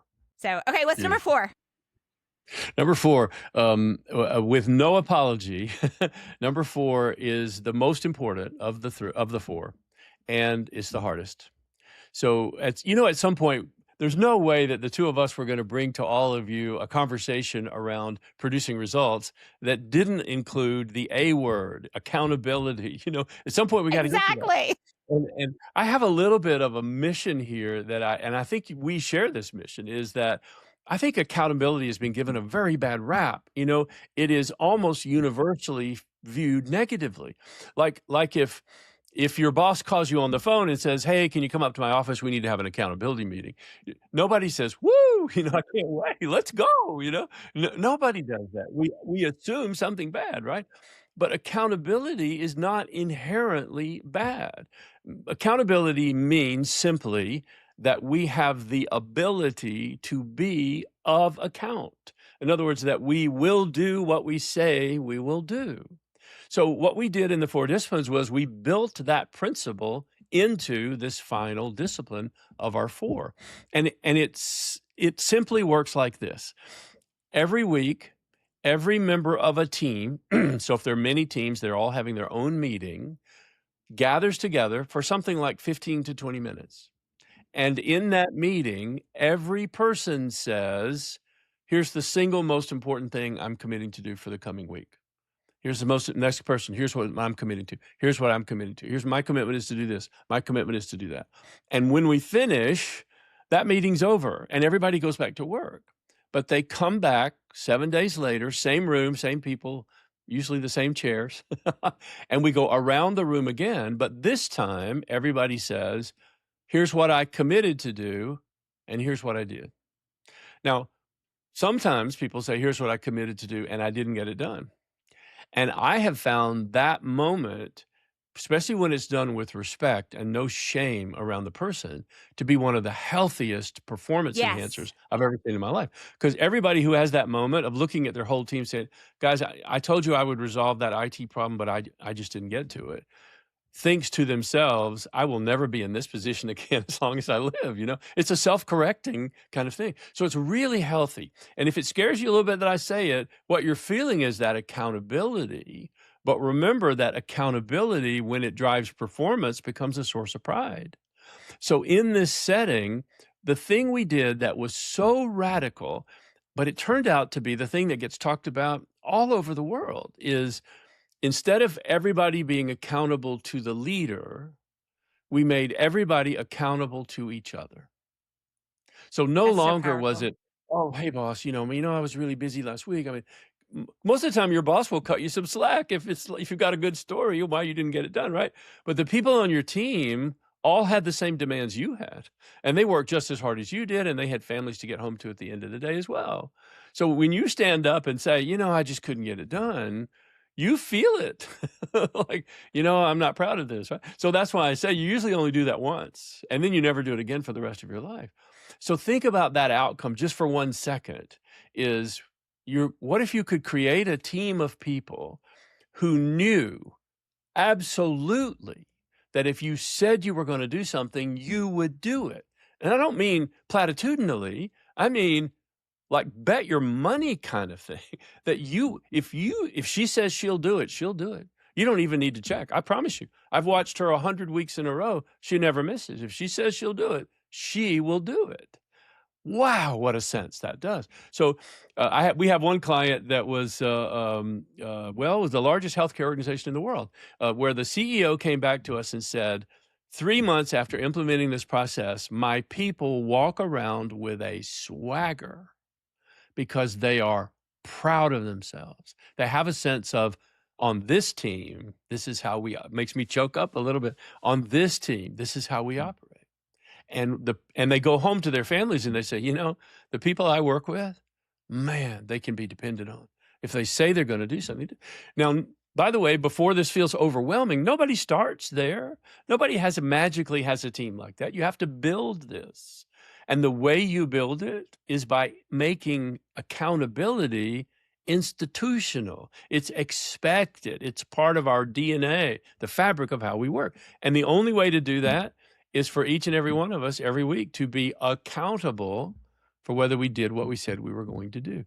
And that simple process If you ever read anything about the four disciplines or hear somebody talk, what you'll hear about is the amazing transformation in the ability of people to do two things: trust each other and respect each other. You know, I'm not trying to take anything away from all the wonderful courses in the world on trust and all the wonderful courses in the world on respect. I believe in all of them. We should do everything you can to build these. But nothing drives trust and respect faster than watching the people you work with say every week, this is what I will do, and come back next week and say, I did it. This is what I will do. I did it. This is what I will do. And I did it. You do that for a few weeks, you will be leading a different team than the team you're leading today. And now you can only do it if you have discipline 1, 2, and 3 to set up the architecture. But the beating heart of the four disciplines is this rhythm of accountability that makes teams simply go to a different level. Love this. And it reminded me of the book, Speed of Trust, which is another Yeah, great one of my book. favorites. I Yep. have it right here on And my desk.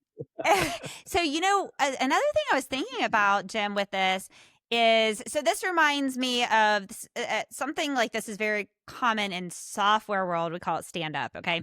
And everyone goes around and they say, this is what I did yesterday. This is what I'm going to do today. But the powerful part that I think can also be layered on top of the accountability piece you're talking about, the powerful part is the next part is where you say, this is what's at risk and this is the help that I need. And so I think as well, when you have this spirit of trust and you know that people know you're going to do what you say you're going to do, and then one day you come to the meeting and you say you weren't able to do something, but you have this reputation of whatever, then the reaction from the other people in the room are like, well, wait, how can I help That's right. you? Like, right? And so Right. now you've built the accountability, you've built the trust, you have high performers, Right. and you have the team that's like, I'm all in and helping you get back on track and being successful. And that is Mm. so powerful. Oh, yeah, and I love the way you said that, and you could feel the energy in your voice too, and you can't mandate that. You can't say, "From today forward, we're gonna become a high trust, high accountability team." You can't do it. You have to build it from the bottom up, and some of it is skills you have to build, but some of it is mindset that you have to build, and you won't get there unless you as the leader have said, "I'm going all the way," and by going all the way, I mean, you've said, I will be a living example. You will never find me committing to something and then saying I didn't do it. If you don't hold the standard, we don't have a standard. But if you're willing to do it, then the effect, just you hear even in your voice, you can hear the transformational power when a group of people learns they're working with people they trust and respect, and we are engaged in something where we're going to do what we need to do. It's just powerful. Great athletic teams have this, and Yes. championship teams have this, right? And then you watch people go into the Hall of Fame in football, for example. What do they talk about? The games and the teams they were in and the people they played with, not what they Yes. did. They all Yep. want to talk about the people they were surrounded by, right? Well, it's the same thing applies in business. You're creating that kind of experience that not only is a legacy, people remember it, but it transforms them. And then, of course, they go on to teach it to someone else, and they teach it to someone else, and the ripple effect probably goes on forever of that. You really can become a leader who made a difference if you bring these kinds of ideas into the team and you hold the standard long enough for the idea to take hold. You'll be doing something that probably can never be undone. Yep. I love this. Okay, so we're about to go into rapid fire questions. Before we do, because I know you prepared really hard today, and I want to also make sure, was there anything that you really wanted to make sure we covered that we haven't covered yet? You know, the only thing we haven't said yet today, and I'll just touch it, and then we go on right to the finish part, is I like to hold in my mind all the time now that my job is not to produce results. My job is to produce a team of people capable of producing results. So I don't work in the system. I work on the system as a leader. And when I forget that, I get involved in lots of details. I try to help people out. I micromanage. I do all the wrong things. But when I step back, I remember, wait, that's not my job. My job is to build a team of people capable of doing what needs to be done, and then motivated to want to do it, and they do the actual work. So if we hold to that thought, that would be the only thing we haven't really pounded on today, Yep. and that's probably enough to make that simply said. I love it. Okay, rapid fire questions. The first one, let's do this. Okay, what's one leadership belief that you've completely changed your mind on during the course of your career? When I was younger, I believed that clarity and alignment produced results. That's not true. Clarity and alignment are simply enablers that make results possible. But vision and passion and meaning are what really produce results. And if anybody's listening to me, remember I'm an old CEO and I've done all the same things that you've done, but I've come to this place where I really know now what drives human performance. So I need structure, I need those things that I said, but I need vision and purpose and meaning for me to want to do it, for me to stay a little bit later, for me to be more creative, to think about it on the weekend, keep a journal, write an idea down. I don't get any of that if all I'm doing is complying. I only do those things if I'm really committed.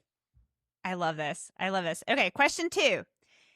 Discipline or purpose, which drives results more?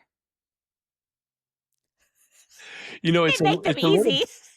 I know. Wow, I think you've tried to make them hard, right? So, um, so let's say 2 things, and they're blatantly obvious. Without discipline, we never get anything done. But without purpose, we have no reason for doing anything. That makes sense? That is a mic drop moment. That is spot on. You nailed a hard question. Thank you, Jim. Wow. Congratulations. And I don't know how I did it. It just came out. So Well, I think too, it's when the core of what you do is No, driving very much. towards giving Mhm. people purpose, meaning, legacy, that kind Yes, of piece. yes. When you get to that stage and that transition in your mind, then some of the other things that clouded that perspective earlier now Right. become much more Oh, clear. that's brilliantly said. That's exactly right. Okay, the next question. What is the fastest way to lose a team's trust?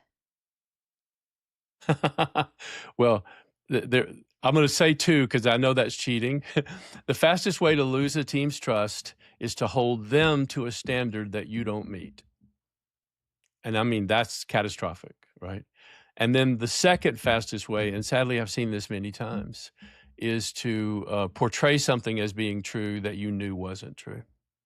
That's the kiss of death right there. You might as well resign. Yeah. Yep. Move on. Okay.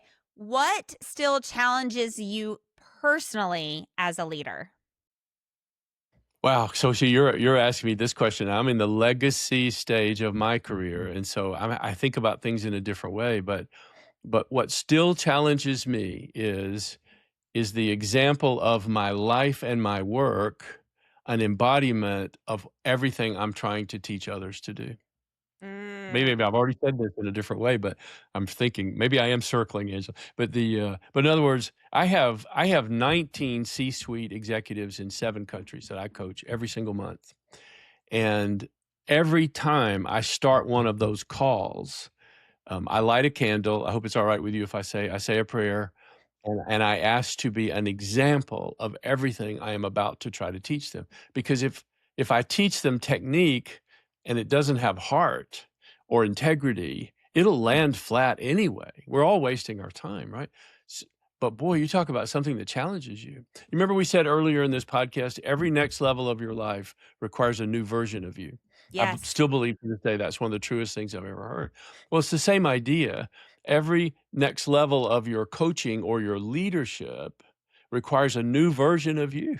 I can't pull out the 2023 playbook and say, we're doing this one again this year, because it won't work. Well, I can only do the new playbook if I have a new playbook and if I have new skills to use in the playbook. So that means if I want to keep in this game, I have to keep evolving the same way I hope my people are evolving. So I hope that's a good answer. That feels very right from my heart. No, that is spot on. The next rapid fire. Oh, we are at motivational quote time. So tell us what is a motivational quote that you resonate with and let us Yeah. know why. Wow, and aren't we glad we had something to alert us that it was time to do the very last thing? I think we would talk all day if we had the Wait, opportunity. It's been an incredible pleasure. If I do them really quickly, I'd like to give you one as a leader and then one for life. So the quote that I love the most of all the quotes I know as a leader came from my greatest teacher. I had 14 years with Dr. Stephen Covey, and he's the one who said, "Leadership is seeing the greatness in others before they are even able to see it in themselves and then calling it out." Now, I really feel like that's what I do now all day long. So I try to see the greatness in others before they even know it. And then, but I love this phrase, call it out. I see in you. I see this in you. I see this talent. I see how hard you're working. Call out the greatness, and it will transform the people that you interact with. So as a leader, that's my leadership North Star right there that I live by. And then in relationship and as a person, I have one that I was so privileged. I did a lot of work in Africa during my career, and I went there many, many times. And I was so deeply moved by the people that I met and by their way of living. And so they sent me home one year with an African proverb that I have right here on my desk. I think about it, I guess, almost every day. And it may be familiar, but we'll see. It says, "If you want to go fast, go alone. But if you want to go far, go together." And I have dedicated my life through my leadership coaching, my newsletter, all the things that I do, to working with those people who want to go far. That's what excites me at this stage of my life. So that's my personal quote that I live by. Okay, so if the listeners remember nothing we said today, what are the couple of key takeaways? If they remember nothing we said today, I'm going to bang them upside the head, like whatever. But what are a couple of key takeaways that you want to make sure that they take into their next day or their next opportunity, their next challenge? I love that. Let me just say them really quickly because they'll just be all in my head. I love that we said no one of us is smarter than all of us. And that's a reminder that when we're doing something, we don't want to be a genius with 1,000 helpers. We want to tap into the wisdom, the experience, the energy of the people that are around us. And when we do that, that we not only produce a better result, but they feel they're part of it. They take ownership in helping us achieve it. So everything works better when we hold to that thought. And then the second thing we said, which is a little hard to live by, but I think it's right, is that the leader sets the standard. And no team rises higher than the level of the leader over time. So if we want to raise the level of our team for passion or engagement or focus or enthusiasm or commitment, no matter what it is, we have to first raise ourselves. And when we raise ourselves, almost always, the people will come right along with us. And then maybe last of all, is one day it will be important that we enumerate what we did, but it will never matter as much as why we did it and for whom we did it. That's what will live on after we're done. And so when you think about today and what you have to get done today and all the stresses and the anxieties and the things you have to do today, zoom out just for a minute, just zoom out and see the big picture and say, one day, this is what I want people to be able to say, even if they're saying, under pressure, he was always great. Okay, let me live that today and be that person. That will be one of the greatest legacies I could possibly leave behind. Well, Jim, this has been amazing. I'm going to go ahead and apologize to Katie, the executive producer of this podcast, who's going to say, you guys talked how long? But thank you. I know you were super busy. And like I said before, there are other things you could have spent your Saturday doing. And I'm very grateful that you spent a few hours of your time sharing your wisdom and expertise with the world and truly bringing some badass to this episode in this podcast. Thank you, my friend. It's truly been an honor. And if there's ever an invitation to do it again, you'll have me at hello. Thanks for joining me for today's episode of the Badass Leaders Podcast. To hear more interviews with industry experts and learn how to grow your career and leadership potential, be sure to like, subscribe, and turn on notifications to ensure you do not miss future episodes. This podcast is a production of the AGN Group. To learn more about the AGN Group, visit our website at theagnGroup.com. There, you can discover more about our services, which include hosting workshops, management consulting, brand strategy, keynote speaking, and more. Follow us on all social media channels shown on the screen and displayed in the show notes. And until next week, be brave and be badass.